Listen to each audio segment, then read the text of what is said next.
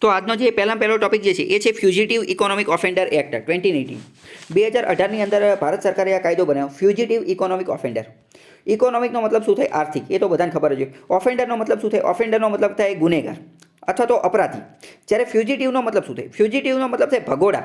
એવો વ્યક્તિ કે જે ભાગી અને જતો રહ્યો છે, એનું ગુજરાતીમાં પણ ભગોડા જ લખેલું છે. એટલે કે આની માટેનું જે નામ હતું ગુજરાતીમાં એ કંઈક એવું હતું, આર્થિક ભગોડા અપરાધી. આર્થિક ભગોડા અપરાધી એવો વ્યક્તિ કે જે ભારતની અંદર અમુક પ્રકારનો ગુનો કરીને ગયો છે, અને ગુનો છે આર્થિક પ્રકારનો, ઇકોનોમિક પ્રકારનો, ઘણું બહુ મોટું કૌભાંડ કરીને જતો રહ્યો છે અને ભાગી ગયો છે, ભગોડો થઈ ગયો છે, ફ્યુજિટિવ થઈ ગયો છે. તો એની માટે શું કરવાનું? તો પહેલાં તો એની પાસેથી પૈસા કઢાવવા માટે એને પાછો લાવવો પડશે. તો એનું રિહેબિલિટેશન અથવા પુનઃવસન પાછો એને કઈ રીતે લાવવો, તો એ બધા માટેનું અથવા તો એનું શું કરવાનું, એની માટે જે નિયમ જે છે એ FEOA એટલે કે ફ્યુજિટિવ ઇકોનોમિક ઓફેન્ડર એક્ટ.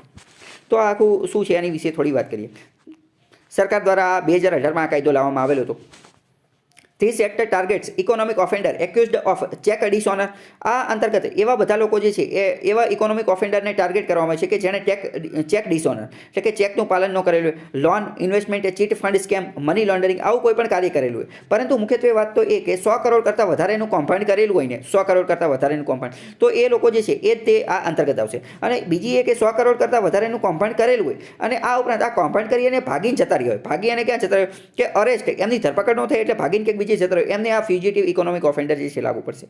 હવે આની પહેલાં આપણે જે એક રીતે જોશો ને તો આ આપણે લાઇનમાં ચાલી રહ્યા છે. કઈ રીતે લાઇનમાં? કે આપણે આની પહેલાં જોયું કે સરફાયસી એક્ટ. સરફાયસી એક્ટમાં કે કોઈ લોન ન ભરે તો શું કરવાનું? તો કે બધી વસ્તુ જે છે એ કોલેટરલ ને એવું બધું હોય અથવા કંપનીના જેટલા એસેટ્સ હોય એ બધા વેચી દેવાના કોર્ટના માધ્યમથી. એની પછી આપણે જોયું કે IBC, insolvency and bankruptcy code. માની લો કે કોઈ વ્યક્તિ ઇન્સોલ્વન્ટ, નાદાર થઈ ગયો છે, એની પાસે હવે કઈ વસ્તુ છે જ નહીં, તો આપણે એવું જોયું કે કઈ મધ્યમ માર્ગ કાઢવાની કોશિશ કરવાની. એટલે કે બીજો નવો ઇન્વેસ્ટર લાવવાનો અથવા એને જે પ્રોજેક્ટ શરૂ કરેલો છે એને ફરીથી પુનઃ જીવિત કરવાની કોશિશ કરવાની.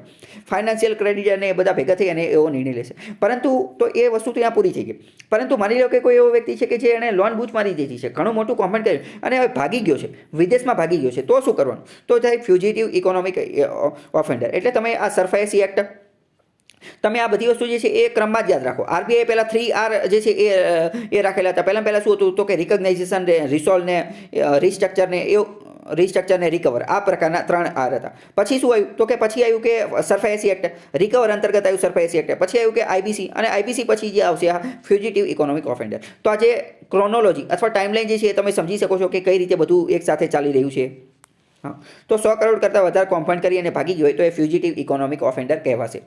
Special courts under the PMLA. આનો કેસ જે છે ક્યાં ચાલશે? તો કે સ્પેશિયલ કોર્ટની અંદર, ખાસ પ્રકારની કોર્ટની અંદર. અને ખાસ પ્રકારની કોર્ટ કઈ? તો કે પામલા અંતર્ગત. Prevention of money laundering act 2002 અનુસાર આ કોર્ટ જે છે ચાલશે. મની લોન્ડરિંગનો આખો કેસ જે છે એ એની ઉપર લાગુ પડશે. Will order the villain two appear within 6 weeks. આ પામલા જે છે એ પામલા એક્ટનો ઉપયોગ કરી અને સ્પેશિયલ કોર્ટ એ ઇકોનોમિક ઓફેન્ડર કે જે ભાગી ગયો છે એને કહેશે કે 6 અઠવાડિયાની અંદર તમે અહીંયા હાજર થઈ જાઓ. ગમે એ કરો, 6 અઠવાડિયામાં અહીંયા હાજર થઈ જાઓ. If not then he is declared fugitive economic offender. જો એ વ્યક્તિ જે છે એ 6 અઠવાડિયાની અંદર એ હાજર થતો નથી તો એવા કેસની અંદર એને ફ્યુજિટિવ ઇકોનોમિક ઓફેન્ડર જે છે એ ઘોષિત કરવામાં આવશે. His Indian and overseas benami properties will be attached. એની જેટલી પણ સંપત્તિ છે ભારતની અંદર અને ઓવરસીઝ ભારતની બહાર જેટલી પણ સંપત્તિ છે અથવા બીજી જેટલી પણ બેનામી સંપત્તિ છે એ બધી જપ્ત કરી દેવામાં આવશે, સીઝ કરી દેવામાં આવશે.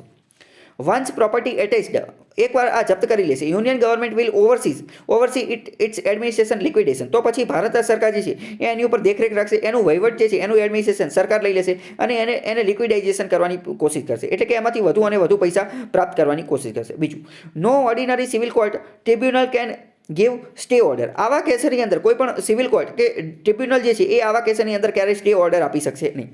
અને અહીંયા આમાંથી આપણે થોડીક વાત કરીએ તો ખબર પડશે કે અત્યારે સરકાર જે આવેલી છે, અત્યારની સરકાર એટલે કે નરેન્દ્ર મોદી સરકાર, તો એ મોટાભાગની વસ્તુ જે છે એ પોતાની પાસે પાવર જે છે એ પોતાની પાસે રાખવા જ ઈચ્છે છે. તો સમજો કે એકવાર કેન્દ્ર સરકારે આ આખી બધી વસ્તુ જપ્ત કરી નાખી તો સામાન્ય કોર્ટ કે ટ્રિબ્યુનલ જે છે એ એને સ્ટે ઓર્ડર નહીં આપી શકે. ડાયરેક્ટ સુપ્રીમ કોર્ટમાં કે ત્યાં જવું પડશે અથવા હાઈકોર્ટમાં ક્યાં જવું પડશે. બરાબર? આવું શા માટે રાખ્યું? તો કે સરકાર અત્યારે બધો મોટાભાગનો પાવર પોતાની પાસે જ રાખે. અથવા તો આને પોઝિટિવ બાબતમાં એવી રીતે પણ વિચારી શકે કે માની લો કે સરકારે આવું કર્યું અને આવા કેસની અંદર જે એ ફ્યુજિટિવ ઇકોનોમિક ઓફેન્ડર જે છે એ નાની કોર્ટમાં જઈ અને લાંચ બાંચ આપી અને સ્ટે ઓર્ડર જે છે એ લાવી શકે છે. તો એવું ન થાય એટલે આ કરેલું છે. Villain can make appeal only in high court and supreme court. Villain જે છે જે ઇકોનોમિક ઓફેન્ડર એ માત્ર અને માત્ર ક્યાં જઈ શકશે? તો કે હાઈકોર્ટમાં અથવા સુપ્રીમ કોર્ટમાં જઈ શકે. બરાબર? પછી આગળ આપેલું છે ઇફ બોરોઅર્સ ડોન્ટ રીપે. માની લો કે લોન લેવાવાળો વ્યક્તિ લોન પરત કરતો નથી તો સરફાયસી જે છે એ શું કરશે? ઓપ્શન કરશે, હરાજી કરી અને બધું વેચવાની કોશિશ કરશે. CRR SLR insufficient to repay depositors, then bank collapse eminent. How to protect the depositor. તો પ્રોટેક્ટ, હવે જો અહીંયા ઇકોનોમિક ઓફેન્ડર જે છે, ઇકોનોમિક ફ્યુજિટિવ ઇકોનોમિક ઓફેન્ડર, એની વાત અહીંયા પૂરી થઈ ગઈ. આની અંદર કંઈ પહેલાં તો ડાઉટ હોય તો સમજો, પૂછો. તો હવે બીજું આપણે એ જોયું કે માની લો કે ઘણા બધા આવા લોકો જે છે લોન બૂચ મારી અને જતા રહે. તો આવા બધા લોકો જે છે લોન લઈ અને જતા રહે, તો હકીકતમાં હર્ટ કોણ થાય છે? તો હકીકતમાં હર્ટ જો અહીંયા નીચે ફોટો આપેલો છે, એટલે કે આમ નાગરિક, ભારતના જે જનતા જે છે એ લોકો, કારણ કે પૈસા તો એમના જ હોય છે. ઓવરઓલ પૈસા જે છે બેંકની અંદર કોના હોય છે? બેંક કંઈ ખુદ કંઈ દાડીએ જતી નથી, અથવા બેંક કંઈ એવું કંઈ પ્રોડક્શન કામ કરતી નથી કે એની અંદરથી એને પ્રોફિટ થાય, અથવા બેંક કંઈ એક રીતે દલાલનું કામ કરે છે. તો હકીકતમાં ઓવરઓલ જે વાત કરીએ તો એન્ડ વિક્ટિમ અથવા તો અંતમાં જે કોઈ વ્યક્તિને નુકસાન થાય તો એ વ્યક્તિ હોય છે આમ નાગરિક, એટલે કે સામાન્ય પીપલ જે છે એ. તો આવા કેસની અંદર આપણે જોવી કે કોઈ લોકો બેંક જે છે એ ડિપોઝિટરના પૈસાનું રક્ષણ કરી શકતી નથી, તો શું થશે? તો આવા કેસની અંદર સરકારે એક કાયદો બનાવેલો છે. એ કાયદા અંતર્ગત લોકો દ્વારા બેંકની અંદર જેટલા પણ પૈસા ડિપોઝિટ કરવામાં આવે છે, એ ડિપોઝિટના 5 લાખ રૂપિયા સુધીનું જે છે એ રક્ષણ આપવામાં આવે છે, એટલે કે 5 લાખ રૂપિયા સુધીનો વીમો આપવામાં આવે છે. એ કાયદાનું નામ છે DICGC એક્ટ. એનો ઓબ્જેક્ટિવ અને લિમિટેશન શું છે એ થોડું સમજીએ. 1961ની અંદર એક કાયદો બનાવવામાં આવ્યો, DICGC એક્ટ. શું? તો કે deposit insurance and credit guarantee corporation act. Deposit insurance ઉપરથી પહેલો કીવર્ડ સમજીએ તો જ ખબર પડી જાય. ડિપોઝિટ ઇન્સ્યોરન્સનો મતલબ શું થાય? આપણે જેટલી પણ ડિપોઝિટ બેંકમાં જમા કરાવેલી છે એ ડિપોઝિટનો આપણને શું મળશે? ઇન્સ્યોરન્સ મળશે, વીમો મળશે. વીમાનો મતલબ શું? કે આપણને ગેરંટી કે બરાબર આની અંદર ગમે ત્યારે કંઈ ડિફોલ્ટ થાય, કંઈક પ્રોબ્લેમ થાય તો આપણને શું થશે? એની ઉપર વળતર મળી રહેશે. And credit guarantee corporation act, આ કાયદો બનાવ્યો. Mandated state all type of banks must buy insurance on their deposit account from DICGC. હવે પ્રશ્ન થાય, પહેલા મેં તમને આખી વસ્તુ સમજાવી દીધી કે આ તારા DICGC એક્ટ શું કહે છે? DICGC એક્ટ એવું કહે છે કે આપણી કોઈ પણ બેંકની અંદર આપણે 5 લાખ રૂપિયા સુધી પૈસા જમા કરાવેલા છે, અને માની લો કે એ બેંક બંધ થઈ જાય અથવા બેંકની અંદર કંઈ પણ પ્રોબ્લેમ થાય, તો 5 લાખ રૂપિયા સુધીના આપણા પૈસા જે છે એ સુરક્ષિત છે. કેમ? કારણ કે 5 લાખ રૂપિયા સુધીનો આપણો એની ઉપર વીમો છે. તો આ જે DICGC જે છે ને, DICGC એનું એક ફંડ ચાલે છે. એ ફંડની અંદરથી આપણને 5 લાખ રૂપિયા મળી જાય. સરકારે એવી ઘોષણા કરી દે કે DICGC દરેક વ્યક્તિને 5 લાખ રૂપિયા આપી દે. પરંતુ એ ક્યારે કરે?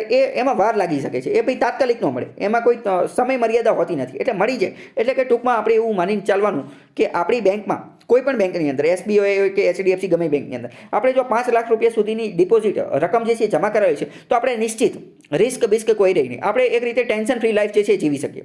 પરંતુ આ 5 લાખ કરતાં વધુની રકમ હોય, 6 લાખ રૂપિયા, અને જો બેંકની અંદર કોઈ પ્રોબ્લેમ થાય તો આપણને 1 લાખનું નુકસાન જઈ શકે છે. આપણને 1 લાખનું નુકસાન, કારણ કે વીમો જે છે એ ખાલી 5 લાખ રૂપિયાનો જ છે. અહીંયા પહેલી વસ્તુ. બીજી વસ્તુ કે માની લો કે એક બેંકની અંદર 5 લાખ રૂપિયા છે, SBIમાં 5 લાખ છે અને HDFCમાં 5 લાખ છે, તો શું થાય? તો બેની અંદર 5 લાખનો વીમો જે છે મળી જાય. બેની અંદર જે છે 5 લાખનો, તો આપણે 10 લાખ જે છે એ સિક્યોર છે. આ જે DICGC અંતર્ગત માની લો કે બે બેંક બંધ થઈ જાય, તો SBIના 5 લાખ મળી જાય અને HDFCના 5 લાખ મળી જાય. બરાબર? તો હવે DICGC અંતર્ગત કોઈ પ્રોબ્લેમ આવશે, MCQ પૂછાશે, આડો અવડો પૂછીને, તો ખબર પડી જશે. કારણ કે MCQ જનરલી આવા જ પૂછાતા હોય છે કે માત્ર એક જ બેંક કવર થાય છે, માત્ર 2 બેંક કવર થાય છે, તો ભાઈ બધી બેંક કવર થાય છે. અને બીજો અમુક વાર એવો પૂછાતો હોય કે વધુ લિમિટ કેટલી છે? તો 5 લાખની છે. આની પહેલાં 1 લાખ જ હતી, પરંતુ આ 1-2 વર્ષ પહેલાં બજેટની અંદર જોગવાઈ કરી કે 1 લાખ વધારી અને 5 લાખ કરી દેવામાં આવશે. બરાબર? ખ્યાલ આવી ગયો? તો હવે ટૂંકમાં વાત કરીએ તો આ આખું DICGC અથવા તો આપણને આ જે 5 લાખ મળે એ શું છે? એ હકીકતમાં આપણે જે ડિપોઝિટ કરેલું છે ને એ ડિપોઝિટ ઉપર ઇન્સ્યોરન્સ લીધેલો છે, એટલે કે વીમો લીધેલો છે. તો આ વીમો લે કોણ? વીમો કોઈ પણ વ્યક્તિ લે તો કોઈ કંપની હોય કે જે વીમો આપતી હોય, જેમ કે LIC જે છે તો એ વીમો આપે છે, અથવા આ જે કોટક મહિન્દ્રા આ બધા અલગ જે છે વીમો આપતા હોય છે. તો આમાં વીમો આપશે કોણ? વીમો આપવાવાળી કંપની કઈ છે? તો વીમો આપવાવાળી જે કંપની જે છે ને એનું નામ જ DICGC છે. વીમો આપવાવાળી જે કંપની જે છે એ સરકારી છે, એનું નામ જ છે DICGC, deposit insurance credit guarantee corporation, એ જ એનું નામ છે. બીજું, તો આ જે વીમો જે છે વીમો ખરીદે છે કોણ? અથવા તો વીમાનું પ્રીમિયમ કોણ ભરે છે? તો વીમો ખરીદવાનું કામ બેંક કરે છે, અને વીમાનું પ્રીમિયમ જે છે એ પણ બેંક ભરે છે. બરાબર? તો જો અહીંયા પેલું મેન્ડેટેડ ધેટ આ 1961ની અંદર આ એક્ટ અંતર્ગત એવું નક્કી કર્યું કે all types of bank must buy insurance on their deposit account from DICGC. એટલે કે જેટલી પણ ડિપોઝિટ જે છે એ બધી ડિપોઝિટ ઉપર ઇન્સ્યોરન્સ ખરીદવો પડશે. અને કોણ ખરીદશે? તો કે બેંક ખરીદશે DICGC અંતર્ગત. Banks have to pay premium for this insurance. આ વીમા માટે પ્રીમિયમ કોણ ભરશે? તો કે બેંક ભરશે. DICGC is 100% owned by RBI. DICGC જે છે એનું 100% માલિક કોણ છે? RBI. By one of RBI deputy governor act as the chairman of DICGC. ડીઆઈસીજીસીનો ચેરમેન કોણ હોય છે? તો આરબીઆઈનો એક ડેપ્યુટી ગવર્નર. એનું હેડક્વાર્ટર મુંબઈની અંદર છે. When a bank shuts down, DICGC will have to pay 1 lakh insurance to every deposit holders for his principal and interest. પહેલાં જે છે 1 લાખ હતું, પરંતુ મેં તમને કીધું બજેટ 2020ની અંદર આ જે વીમાની રકમ જે છે એ 5 લાખ રૂપિયા કરી નાખી. તો હવે ડીઆઈસીજીસીની અંદર કંઈ ડાઉટ હોય તો પૂછો. હા, હવે આપણે જોઈએ કે ડીઆઈસીજીસીની લિમિટેશન શું છે, એની મર્યાદા શું છે. તો કે if a customer had deposited more than 5 lakh rupees in a single commercial cooperative bank then he gets only 5 lakh from DICGC. 5 lakh કરતાં વધુ રકમ જમા કરાઈ છે તો એને તો ખાલી 5 લાખ જ મળશે, 5 લાખ કરતાં વધુ મળશે નહીં. And for the remaining amount he must wait till RBI or corporative registry liquidate the bank. જ્યારે બાકીની રકમ જે છે એની માટે એને આરબીઆઈની ગાઈડલાઇનની રાહ જોવી પડશે, અથવા તો જ્યારે એ બેંકની બધી એસેટ્સ એનું લિક્વિડાઇઝેશન કરશે એની રાહ જોવી પડશે. અને આ લિક્વિડાઇઝેશન કરી નાખે પછી તે પૈસા મળશે કે નહીં મળે એની કોઈ ગેરંટી નથી. કારણ કે માની લો કે લિક્વિડાઇઝેશન કર્યું પણ એમાંથી કંઈ પ્રાપ્ત જ ન થયું, એમાં બધી વસ્તુ જે છે એ ખસાઈ ગઈ હતી, અથવા તો કોઈ લેવા તૈયાર ન થયું, તો આવી બધા લોચા પણ બની શકે છે. એટલે કે ટૂંકમાં નિશ્ચિત ટેન્શન ફ્રી પૈસા તો કેટલા છે? 5 લાખ રૂપિયા જે છે એ ટેન્શન ફ્રી છે. બીજું વાત કરીએ, DICGC doesn't cover PACS and એનબીએફસીસ. આ જે ડીઆઈસીજીસી જે છે એ એનબીએફસીને લાગુ પડતી નથી. અને એનબીએફસીની અંદર તો આપણે આમે જોઈ લીધું હતું એનબીએફસીને કેમ નથી લાગુ પડતી. તો એ આપણે એવું વિચારી શકીએ કે એનબીએફસી એ તો નોન ડિપોઝિટ ટેકિંગ છે. મોટાભાગની એનબીએફસી કેવી છે? નોન ડિપોઝિટ ટેકિંગ છે. તો એને તો કંઈ લેવા દેવા જ નથી. અથવા તો અમુક એવી એનબીએફસી છે કે જે ડિપોઝિટ ટેકિંગ, ડિપોઝિટ લેવાનું કામ કરે છે, તો એને પણ આ ડીઆઈસીજીસી લાગુ પડતો નથી. ડીઆઈસીજીસી લાગુ પડતો નથી. એટલે એનબીએફસીમાં કોઈ પૈસા જમા કરાવેલા હોય તો એની એ હંમેશા રિસ્ક રહે છે. એના ડીઆઈસીજીસીનું ઇન્સ્યોરન્સ વીમો જે છે એ મળતો નથી. પીએસીએસ આ જે એગ્રીકલ્ચર સોસાયટી જે છે, એગ્રીકલ્ચર ક્રેડિટ સોસાયટી, તો એ પણ આની અંતર્ગત કવર થતી નથી. તો કે those victim May have to approach courts. તો આવા બધા લોકોએ ક્યાં જવું પડે? આવા બધા લોકોએ કોર્ટની અંદર જવું પડે ફરિયાદ લઈને. 2002ની અંદર UTI, United Trust of India, આ government own mutual fund company, આ ભારત સરકારની યુટીઆઈ જે છે યુનાઇટેડ ટ્રસ્ટ ઓફ ઇન્ડિયા, એ ભારત સરકારની સરકારી કંપની હતી, મ્યુચ્યુઅલ ફંડ વેચવાનું કામ કરતી હતી. મેડ અ બિગ લોસ, એને ઘણું બધું નુકસાન થયું. તો DICGC not liable to protect UTI. તો ડીઆઈસીજીસી જે છે એ આનું સંરક્ષણ કરી શકશે નહીં. કેમ? કારણ કે આપણે અત્યારે જોયું કે ડીઆઈસીજીસી જે છે એ બેંકને સંરક્ષણ કરે, જ્યારે આ તો મ્યુચ્યુઅલ ફંડનું કામ કરતી, તો એની અંતર્ગત એને પ્રોટેક્શન આપી શકે નહીં. એટલે ગવર્મેન્ટ હેડ ટુ પે, એટલે સરકારે જે છે એ 14,000 કરોડ રૂપિયા જે છે એનું બેલ આઉટ પેકેટ આપવું પડ્યું આ યુટીઆઈને બચાવવા માટે, અથવા યુટીઆઈની અંદર જે લોકોએ પૈસા જમા કરાવેલા છે એને બચાવવા માટે. Therefore financial sector legislative reform commission, અને આની માટે એવું જોયું કે ભાઈ બેંકની અંદર તો ડીઆઈસીજીસી છે, પરંતુ અમુક બીજી આવી જગ્યાએ પણ લોચા પડતા હોય છે. તો આની માટે આપણે એક નવો કાયદો લાવવો પડશે. તો આવો કાયદો લાવવા માટે અથવા નવી વસ્તુ જે છે એ કરવા માટે એક કમિશન બનાવ્યું. કયું commission? Financial sector legislative reform commission. એટલે કે નાણાકીય સેક્ટરની અંદર, ફાઇનાન્શિયલ સેક્ટરની અંદર લેજિસ્લેટિવ રિફોર્મ, કાયદાકીય સુધારો લાવવા પડશે. FSLRC, financial sector legislative reform commission. કોના અંતર્ગત? તો કે BN શ્રીકૃષ્ણન અંતર્ગત. 2011-13 ની અંદર. અને એમને એવી ભલામણ આપી. શું ભલામણ આપી? કે એક નવી સંસ્થા બનાવી નાખો. કઈ સંસ્થા? તો કે RC, રિઝોલ્યુશન કોર્પોરેશન, વાયા FRDI એક્ટ. FRDI બિલ જે છે, FRDI બિલ અથવા તો FRDI એક્ટ, એનો ઉપયોગ કરી અને રિઝોલ્યુશન કોર્પોરેશન બનાવી નાખો. એક પ્રકારનું કોર્પોરેશન, એક પ્રકારનું સંસ્થા કે જે રિઝોલ્યુશન, સમાધાન લાવવાની કોશિશ કરશે જ્યારે આ પૈસા જે છે ફસાઈ ગયા છે, અથવા આવી રીતે બૂચ મારી અને પૈસા જતા રહ્યા છે ત્યારે. ખ્યાલ આવ્યો કે નહીં?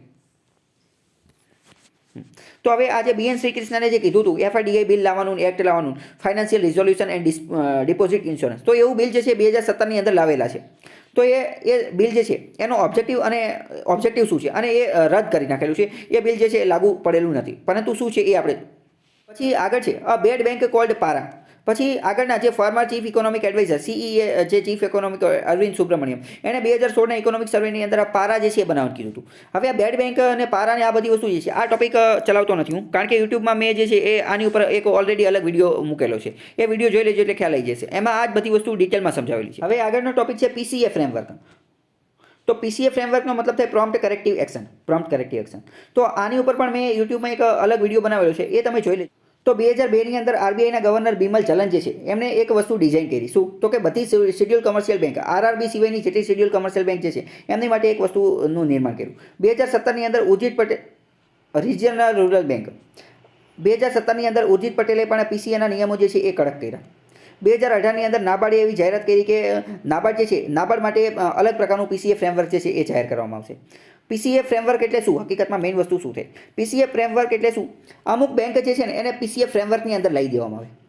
કઈ બેંકને? તો એવી બેંક કે જેનું એનપીએ વધતું જ જાય છે. આપણે આની પહેલાં શરૂઆતમાં જોયેલું હતું કે આરબીઆઈ જે છે એની પાસે અમુક પ્રકારના ટૂલ છે, ક્વોલિટેટિવ ટૂલ અને ક્વોન્ટિટેટિવ ટૂલ. એની અંદર આપણે અમુક પ્રકારના એવા ટૂલ્સ જોયા હતા કે જેના અંતર્ગત આરબીઆઈ જે છે એ સજા પણ આપી શકે છે, અથવા તો પેનલ્ટી એટલે કે સજા અથવા આ પ્રકારની દંડાત્મક જોગવાઈ જે છે કરી શકે છે. તો પીસીએ ફ્રેમવર્ક જે છે ને એ હકીકતમાં પેનલ્ટી એટલે કે દંડાત્મક પ્રકારની જોગવાઈ છે. એના અંતર્ગત માની લો કે આરબીઆઈ દરેક બેંકને કીધું કે તમે બેડ લોન ઓછી કરો, એનપીએ જે છે ઓછા કરો. તો આવા કેસની અંદર તોયથી આ બેંકવાળા જે છે એનપીએ ઓછા કરતા નથી. તો આવા કેસની અંદર આરબીઆઈ શું કરશે? આરબીઆઈ એ બેંકનું નામ જે છે એ બેંકનું નામ પીસીએ ફ્રેમવર્કની અંદર મૂકી દેશે. તો પીસીએ ફ્રેમવર્કની અંદર મૂકી દેશે તો શું થશે? પીસીએ ફ્રેમવર્કની અંદર જો આરબીઆઈ કોઈ બેંકનું નામ મૂકી દે તો એ બેંક ઉપર અમુક પ્રકારના રિસ્ટ્રિક્શન આવી જશે, એ બેંક ઉપર અમુક પ્રકારના પ્રતિબંધ આવી જશે. એ બેંક અમુક પ્રકારની વસ્તુ નહીં કરી શકે.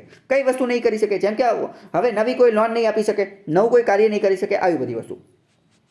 તો અહીંયા જોઈએ કે in PCA framework all commercial banks are monitored four.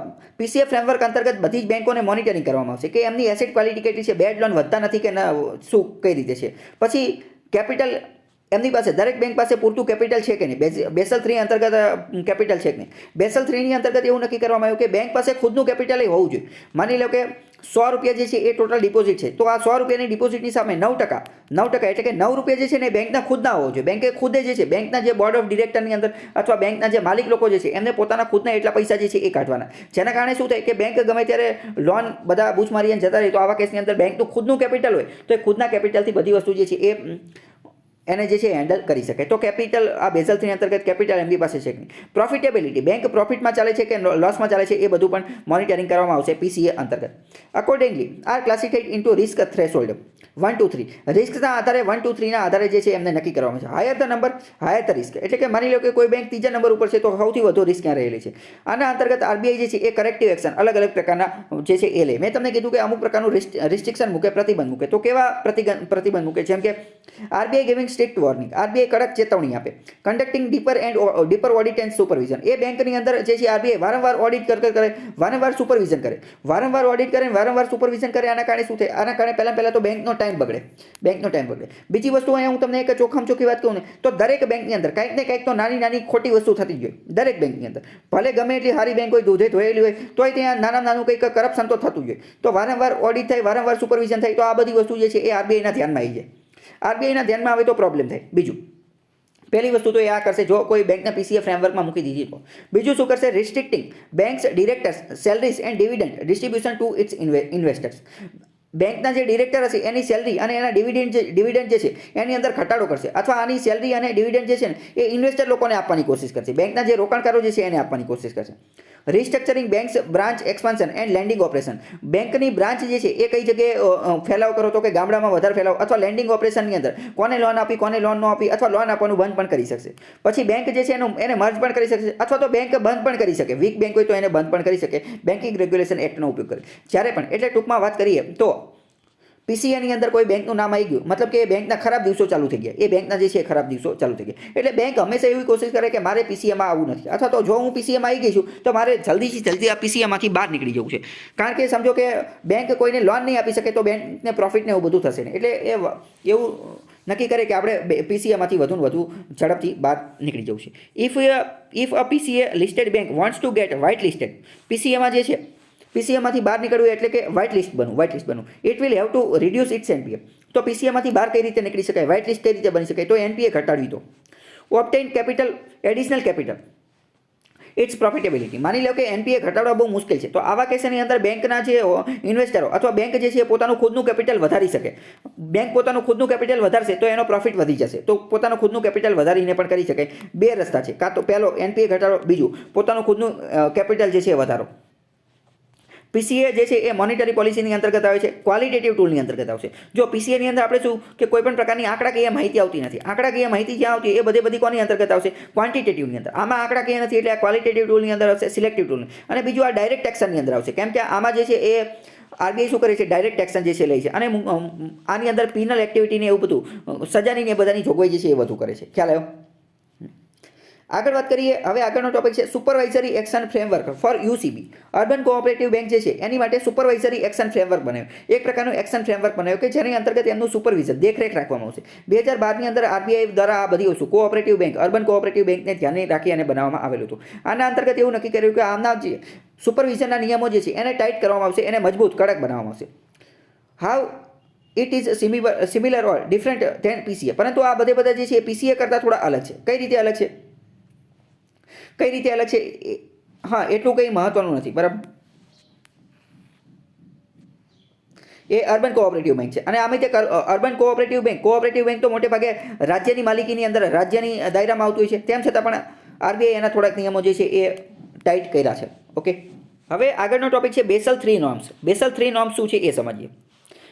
એક બેસલ જે છે પહેલાં તો બેસલ શું છે એ સમજીએ. બેસલ એક શહેરનું નામ છે. બેસલ એક શહેરનું નામ છે. ક્યાં આવેલું છે? તો કે સ્વિટ્ઝરલેન્ડની અંદર આવેલું છે. સ્વિટ્ઝરલેન્ડની અંદર. અને સ્વિટ્ઝરલેન્ડના બેસલ નામનું શહેર જે છે ત્યાં એક બેંક આવેલી છે. કઈ બેંક? તો કે bank four international settlement. Bank four international settlement આંતરરાષ્ટ્રીય બેંક છે. અને એ આંતરરાષ્ટ્રીય બેંક અને એ મુખ્યત્વે કોનું કામ કરે છે? સેટલમેન્ટનું. પેમેન્ટ રિલેટેડ કોઈ પણ પ્રકારનો પ્રોબ્લેમ હોય અથવા તો બેંક ગમે આ ફસાઈ ગઈ હોય તો એનું સમાધાન જે છે ને આ બીઆઈએસની અંદર લેવામાં આવે. બેંક ફોર ઇન્ટરનેશનલ સેટલમેન્ટ નામ જ છે સેટલમેન્ટ કરવાનું કામ કરે છે. એ ઇન્ટરનેશનલ ઇન્સ્ટિટ્યુશન છે, આંતરરાષ્ટ્રીય સંગઠન છે, જેમાં 60 કરતાં વધારે દેશની સેન્ટ્રલ બેંક જે છે, 60 કરતાં વધારે દેશની કેન્દ્રીય બેંક એ એની અંદર ભાગ ધરાવે છે. અને સ્વિટ્ઝરલેન્ડના બેસલની અંદર એનું હેડક્વાર્ટર આવેલું છે. It's committee on banking supervision set norms. એણે અત્યાર સુધીમાં 3 વાર જે છે આ નિયમો નક્કી કર્યા છે. 1988માં ભેગા થઈ નિયમ બને, 2004માં અને 2011માં. એટલે આ બેસલ 3 નોર્મ જે છે કયા? તો કે આ ત્રીજા નંબરે 2011માં એની જે મિટિંગ હતી અને ત્યારે જે નક્કી કર્યા ને 2011માં જ શું લેવા નક્કી કર્યા? 2011માં એટલે નક્કી કર્યા કારણ કે 2008ની અંદર જે આ સબપ્રાઇમ ક્રાઇસિસ આવેલું હતું અને સબપ્રાઇમ ક્રાઇસિસના કારણે ગ્લોબલ ફાઇનાન્શિયલ ક્રાઇસિસ આવેલું હતું. એટલે બેંકને ખબર પડી કે હવે આપણે કંઈક કરવું પડશે. કેમ? કારણ કે આ global financial crisis, subprime crisis એ બેંકની ભૂલના કારણે જ આવેલું હતું. હોમ લોન જે છે અમેરિકામાં જેવા તેવા લોકોને આપી દીધેલી હતી. તો એની માટે ફાઇનાન્શિયલ સ્ટેબિલિટી માટે બેસલ 3 જે છે એ નક્કી કરવામાં આવ્યા. ઓકે, ચલો હવે આપણે આ ગ્રાફિકના આધારે થોડું સમજવાની કોશિશ કરીએ. પહેલાં અહીંયા બેંક આપેલી છે. આપણે એક સ્ટેટ બેંકના ઉદાહરણ દ્વારા સમજીએ. તો સ્ટેટ બેંકની અંદર વાત કરીએ તો સ્ટેટ બેંકનું ખુદની કેટલી વસ્તુ છે? આપણે પહેલાં એ વાત કરીએ કે બેંકની અંદર કેટલી ડિપોઝિટ છે. બેંકની અંદર કેટલી ડિપોઝિટ છે? માની લો કે 99 રૂપિયા જે છે એ બેંકની ડિપોઝિટ છે. એટલે કે 99 રૂપિયા, 99 જણાએ એક રૂપિયો જમા કરાયો. 99 રૂપિયા એક જણાએ એક રૂપિયો જમા કરાયો એટલે 99 રૂપિયા થઈ ગયા. તો આ ડિપોઝિટ જે છે આ ડિપોઝિટ બેંકની માલિકીની નથી. એટલે બેંકે આ પાછી આપવાની છે. બેંકે શું કરવાનું છે? પાછી આપવાની છે. એટલે કે આ લાયબિલિટી છે. આ શું છે? લાયબિલિટી.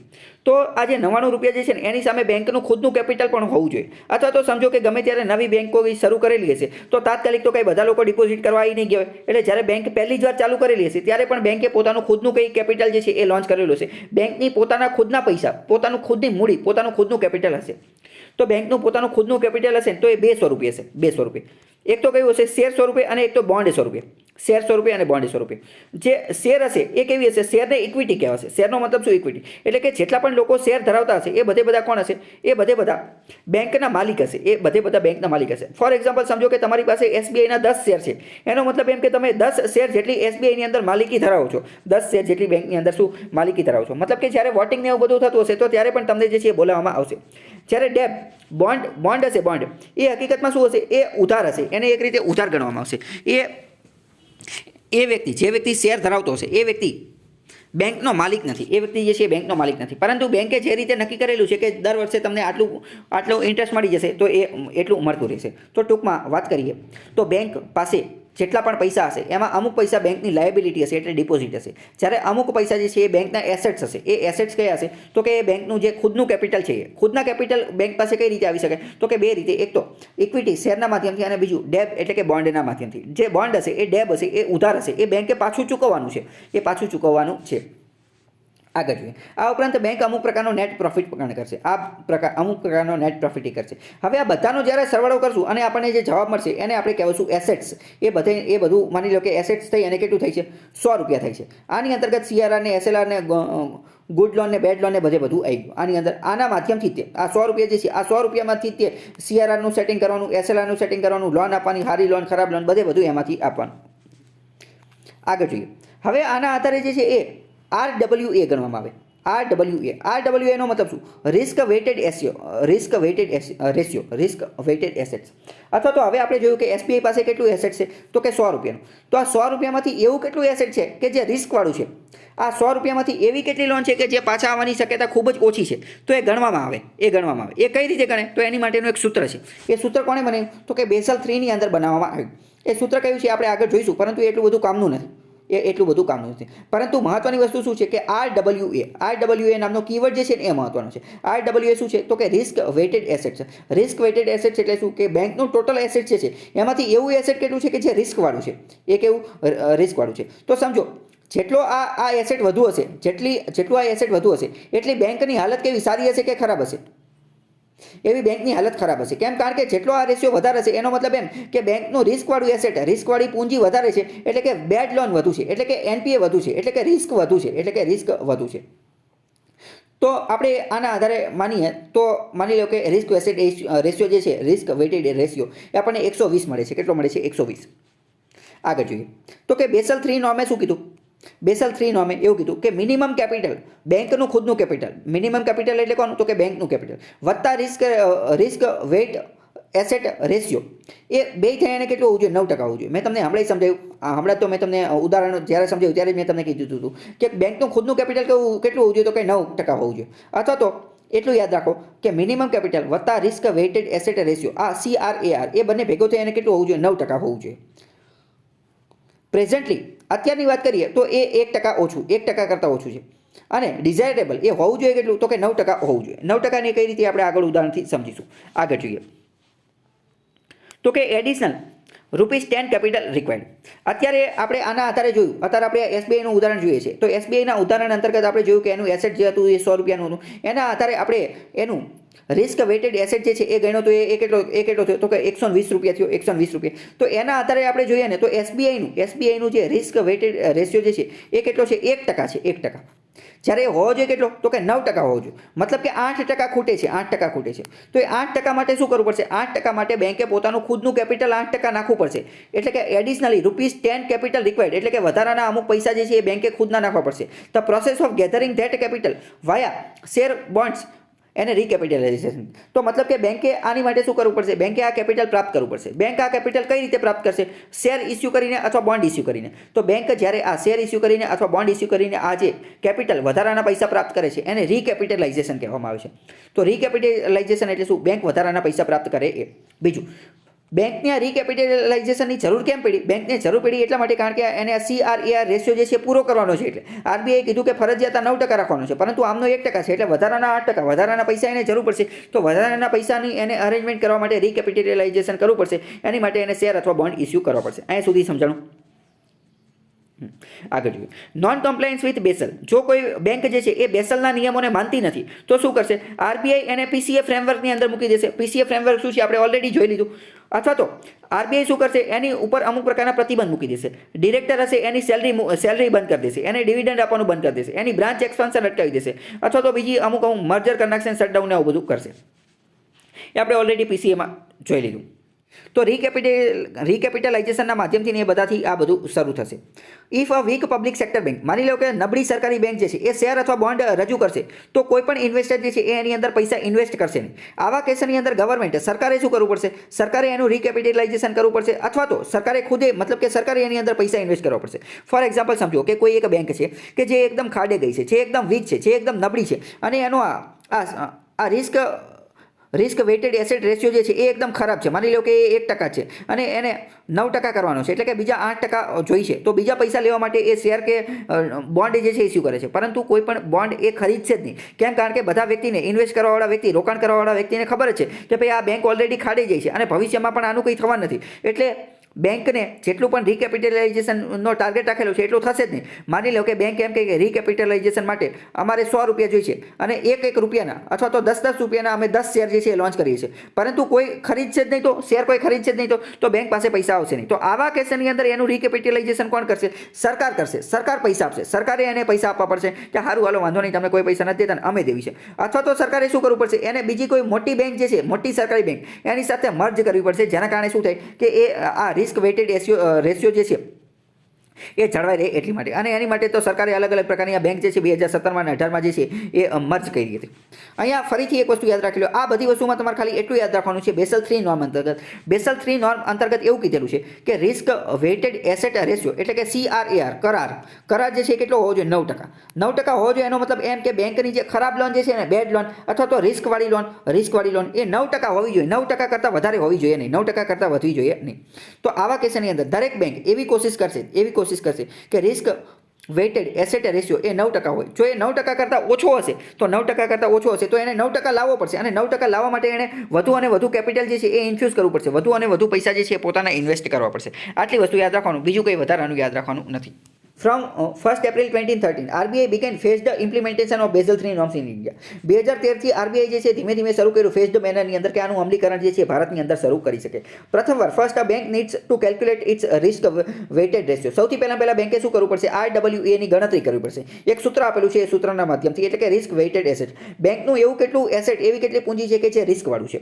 અગેન્સ્ટ ધીસ RWA, અને આ RWA ના સામે શેડ્યુલ કમર્શિયલ બેંક જે છે એમને જાળવી રાખવું પડશે. શું? તો કે minimum capital to risk weighted asset ratio, એટલે કે જેટલું રિસ્ક એસેટ જે છે ને, આ રિસ્ક એસેટની સામે બેંકે પોતાનું ખુદનું કેપિટલ રાખવું પડશે, અને એ રેશિયોનું નામ આપ્યું કરાર, એટલે કે CRAR, capital to risk weighted asset ratio. જેટલું બેંક પાસે જેટલી રિસ્કવાળું એસેટ જે છે એ રિસ્કવાળા એસેટની સામે બેંકે પોતાનું ખુદનું કેપિટલ રાખવું પડશે, અને કેટલું હોવું જોઈએ? તો કે 9% રાખવું પડશે, અથવા 9% કરતાં વધારે રાખવું પડશે. જો 9% કરતાં ઓછું હશે તો ચાલશે નહીં, 9% કરતાં ઓછું હશે તો ચાલશે નહીં. નીચે અહીંયા અમુક પ્રકારના વર્ડ જે છે આપેલા છે, પરંતુ એ એટલા બધા કામના નથી. તમે એકવાર તમારી રીતે વાંચી લેજો એ બધું કઈ રીતે.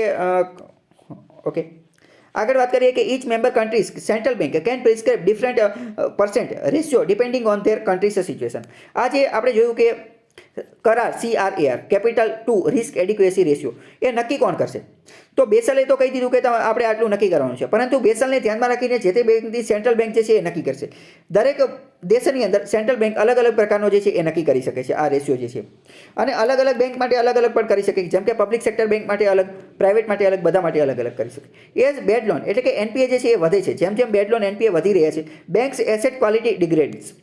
જેટલા બેંકની બેડ લોન વધશે, NPA વધશે, તો એના કારણે બેંકની ક્વોલિટી, બેંકનું એસેટ જે છે એ ઘટશે, બેંકનું એસેટ જે છે એ ઘટશે. કેમ? કારણ કે હકીકતમાં બેંકનું એસેટ શું છે? બેંકનું એસેટ તો લોન છે, બેંકનું એસેટ તો લોન છે, તો એ ઘટશે. ઇટ્સ રિસ્ક વેઇટેડ એસેટ, તો આના અંતર્ગત બેંકનું રિસ્ક જે છે એ પણ વધશે. બેંકનું રિસ્ક, જેટલી બેડ લોન વધે એટલું રિસ્ક વધે, બેડ લોન જેટલું વધે એટલું રિસ્ક વધે. તો જ્યારે બેંકની બેડ લોન વધશે એટલે બેંકનું રિસ્ક વધશે. તો આવા કેસની અંદર બેંકે શું કરવું પડશે? Bank must arrange more capital to comply with this ratio. એટલે આવા કેસની અંદર આ રેશિયોને ધ્યાને રાખવા માટે, આ કેપિટલ બનાવી રાખવા માટે બેંકે શું કરવું પડશે? વધુ અને વધુ કેપિટલ ઇન્ફ્યુઝ કરવું પડશે, વધુ અને વધુ કેપિટલ એની અંદર એડ કરવું પડશે, અથવા પોતાના ખુદના પૈસા ક્યાંકથી અરેન્જ કરવા પડશે. If a bank can't comply with Basel norm, જો બેંક જે છે આની અંતર્ગત લાગુ પાડતી નથી તો RBI જે છે એને PCA ફ્રેમવર્કની અંદર મૂકી દેશે. Bessel norms also apply to differential commercial bank. અલગ અલગ બીજી બેંક જે છે એની ઉપર પણ લાગુ પડે છે, જેમ કે રિજિયોનલ રૂરલ બેંક હોય, સ્મોલ ફાઇનાન્સ બેંક હોય, પેમેન્ટ બેંક હોય, આ બધાને પણ લાગુ પડે, કોઓપરેટિવ બેંકને એ બધાને પણ લાગુ પડે છે, પરંતુ એની માટેના નિયમને એ બધા અલગ અલગ હોય છે. આના આધારે એક પ્રશ્ન પૂછાઈ ગયો છે. શું પ્રશ્ન છે? કે what is the objective of Basel 3 norm? Basel 3 norm એનો ઓબ્જેક્ટિવ શું છે? તો મેં તમને જોયું અત્યાર સુધી આપણે જેટલું પણ સમજ્યા એ બધામાંથી કોઈ ટેકનિકલ લેવલનો ક્વેશ્ચન નથી પૂછેલો. ક્વેશ્ચન ખાલી એકદમ સરળ પૂછ્યો કે આનું ઓબ્જેક્ટિવ શું છે? બેઝલ 3 નોર્મ લાયા શું લેવા? મેં તમને પહેલાં જ કહી દીધું કે બેંકના NPA ને બધું વધી જતા હતા, તો આવા કેસની અંદર જે છે બેંકનું ખુદનું કેપિટલ, ડિપોઝિટરના મની જે છે એ બૂચ ન મરાઈ જાય, અને બેંકનું ખુદનું પૈસા જે છે હોય એ જળવાઈ રહે એની માટે. તો આનો આન્સર શું આવશે? D આવશે. Improving banking sectors ability to deal with financial and economic stress and improve risk management. આગળ જોઈએ Bessel convention provides. Bessel convention જે છે એ શું પ્રોવાઈડ કરે છે? તો આનો આન્સર આપો છો તમે. હવે અહીંયા જે ક્વેશ્ચન પૂછેલો છે કે બેઝલ કન્વેન્શન પ્રોવાઈડ, હવે તો અહીંયા જે ઓપ્શન આપેલા છે એ આપણે અત્યાર સુધી જે શીખેલા એને તો કંઈ દૂર સુધી લેવા દેવા નથી. તો હવે સમજો, બેસલ નોર્મ અને બેસલ કન્વેન્શન એ બંને અલગ અલગ છે. બેસલ નોર્મ એ કે અત્યાર સુધી આપણે જે જોઈએ ને એ બધા બેસલ નોર્મ, એની માટેનું નામ જે છે એ બેસલ નોર્મ, એટલે કે બેસલના નિયમો. જ્યારે બેસલ કન્વેન્શન શું છે? બેસલ કન્વેન્શન જે છે ને એ એક પર્યાવરણ, એન્વાયરમેન્ટને લગતું એક કન્વેન્શન છે. પર્યાવરણને લગતું એક કન્વેન્શન છે. પર્યાવરણને લગતા આનો જવાબ જે છે એ B આવશે. આનો જવાબ B આવશે. આ બેસલ કન્વેન્શનની અંદર એવું નક્કી કરવામાં કે international guideline to control transboundary movement of hazardous waste between different countries. જ્યારે હઝાર્ડિયસ વેસ્ટ હશે, હઝાર્ડિયસ વેસ્ટ એટલે શું? માનવને નુકસાન કરતા અથવા તો જાન લેવા કચરો હશે, માનવીને જાન લેવા અથવા નુકસાન કરતા જે કચરો હશે એ કચરાની જ્યારે ટ્રાન્સ બાઉન્ડ્રી મૂવમેન્ટ કરવાની હશે, એક જગ્યાએથી બીજી જગ્યાએ જ્યારે એને મોકલવાનો હશે ત્યારે એની માટે અમુક પ્રકારની ગાઈડલાઇનનું પાલન કરવું પડશે. ઘણી બધી વાર કેવું થતું હોય કે આ બધા લોકો જે છે ને અમીર દેશો એ ન્યુક્લિયર વેસ્ટ જે બધો ભેગો થાય ને ન્યુક્લિયર વેસ્ટ, તો આ ન્યુક્લિયર વેસ્ટનો આ બધો કચરો જે છે ને એ ગરીબ દેશની અંદર ઠાલવી દેતા હતા. તો આ એક રીતે અન્યાયપૂર્ણ વર્તન હતું. એટલે બેસલની અંદર બધા વિશ્વના પ્રતિનિધિઓ ભેગા થયા અને કીધું કે ભાઈ આ હેઝાર્ડિયસ વેસ્ટ જે છે એનું જે ટ્રાન્સપોર્ટેશન જે છે એની માટે કંઈક ગાઈડલાઇન નક્કી કરવી પડશે. તો આ હેઝાર્ડિયસ વેસ્ટના ટ્રાન્સપોર્ટેશન માટે ગાઈડલાઇન નક્કી કરી, ટ્રાન્સ બાઉન્ડ્રી મૂવમેન્ટ માટે, કે આવી રીતે નહીં કરી શકાય, અથવા તો આવી રીતે કોઈ હેઝાર્ડિયસ વેસ્ટ જે છે એને જો મૂવમેન્ટ કરવામાં આવે છે ટ્રાન્સ બાઉન્ડ્રી, તો એની માટે અમુક પ્રકારની ગાઈડલાઇન જે છે એનું પાલન કરવું પડશે. માની લો કે તમે બીજે ક્યાંક એને ઠલવી દેવ છો, તો તેમ છતાં પણ તમારે જે છે એ શું કરવું પડશે, તો એને જાળવી રાખવું પડશે. ખ્યાલ આવ્યો કે નહીં? તો આગળનો ટોપિક છે ડીસીબ. ડીસીબનો મતલબ શું થાય? ડીનો મતલબ થાય ડોમેસ્ટિક અને એસઆઈબીનો મતલબ થાય સિસ્ટમેટિક ઇમ્પોર્ટન્ટ બેંક. આ જે ડીસીબ જે છે ને એ બેંક માટે પણ લાગુ પડે છે, ઇન્સ્યોરન્સ સેક્ટર માટે પણ લાગુ પડે છે, પછી એનબીએફસી માટે પણ લાગુ પડે છે. હકીકતમાં વાત કરીએ ને તો આ ડીસીબ અથવા તો આ સીબવાળો કોન્સેપ્ટ જે છે ને એ બીજી પણ અન્ય ઘણી બધી જગ્યાએ લાગુ પડે. આ કોન્સેપ્ટ તમે સમજી જશો કે આ ડીસીબ શું છે એટલે પછી તમને ખબર પડી જશે ઓટોમેટિક કે કઈ જગ્યાએ લાગુ પડતું હશે, અને જે જગ્યાએ પણ લાગુ પડતું હશે એ જગ્યાએ એ ઇકોનોમી ઉપર શું અસર કરતું હશે. તો પહેલાં એ સમજીએ કે ડીસીબનો પહેલાં ફૂલ ફોર્મ યાદ રાખીએ કે domestic systematically important bank. Domestic એટલે કે ઘરેલું, એટલે કે ભારત દેશની અંદર, ભારતની અંદર જ વાત કરી. અને સિસ્ટમેટિક રીતે એટલે કે સિસ્ટમેટિક રીતે જે ઇમ્પોર્ટન્ટ જે મહત્ત્વની બેંક હોય ને, આ એવી બેંકોની એક સૂચિ છે, એવી બેંકોનું એક લિસ્ટ છે. આ બેંકો કેવી હોય? આ બેંકો એવી હોય કે સિસ્ટમિક રીતે પહેલાં તો મહત્ત્વની હોય. અને આ મહત્ત્વની હોય ઇટ મીન્સ કે જો કદાચ એ બેંક બંધ થઈ જાય ને તો લાર્જર પબ્લિકના ઇન્ટરેસ્ટને હર્ટ કરે, એટલે કે ખૂબ જ મોટી પ્રમાણમાં લોકોને જે છે એ અસર કરતી હોય. આ ડીસીબ જે છે ડીસીબ એ કેવી હોય તો કે મોટા પ્રમાણમાં લોકોને અસર કરતી હોય. પછી બીજું એ કે ઘણા બધા લોકો જે છે એ આની સાથે જોડાયેલા હોય, એટલે કે આની સાથે રિસ્કને એ બધું વધારે જોડાયેલું હોય. કેમ? કારણ કે જો એ કદાચ રિસ્ક જોડાયેલી હોય એ કઈ રીતે કે કદાચ જો એ બંધ થઈ જાય ને તો ઘણા બધા લોકો એટલે કે લાર્જર પબ્લિકને જે છે એના ઇન્ટરેસ્ટને હર્ટ કરે, પહેલી વસ્તુ આ. અને બીજી વસ્તુ એ કે આ જે છે ને એ ડીસીબ જે છે ને એની પાસે મની સપ્લાય એટલો બધો વધારે હોય, અથવા તો એ એટલી મોટી એટલી લાર્જ બની ગઈ હોય ને કે એ કદાચ નિયર ઇમ્પોસિબલ હોય કે એ ક્યારે ફેલ થાય ને એવી શક્યતા ખૂબ ઓછી રહેલી હોય, એવી શક્યતા જે છે એ ખૂબ ઓછી, કારણ કે એની પાસે મની સપ્લાય ને એ બધું વધુ હોય. આ બે વસ્તુ તમારે યાદ રાખવાની. પહેલી વસ્તુ શું કે એ ખૂબ જ મોટી બની ગઈ હોય એટલે એ સિસ્ટમેટિકલી ઇમ્પોર્ટન્ટ. અને બીજું એ કે એનો કસ્ટમર બેઝ, એની સાથે જોડાયેલા લોકો, અથવા તો એની અંદર જો કંઈ આડું થાય તો એનાથી અસર પામતા લોકો એ પણ એનું સંખ્યા પણ વધારે હોય. બે એના લક્ષણો છે.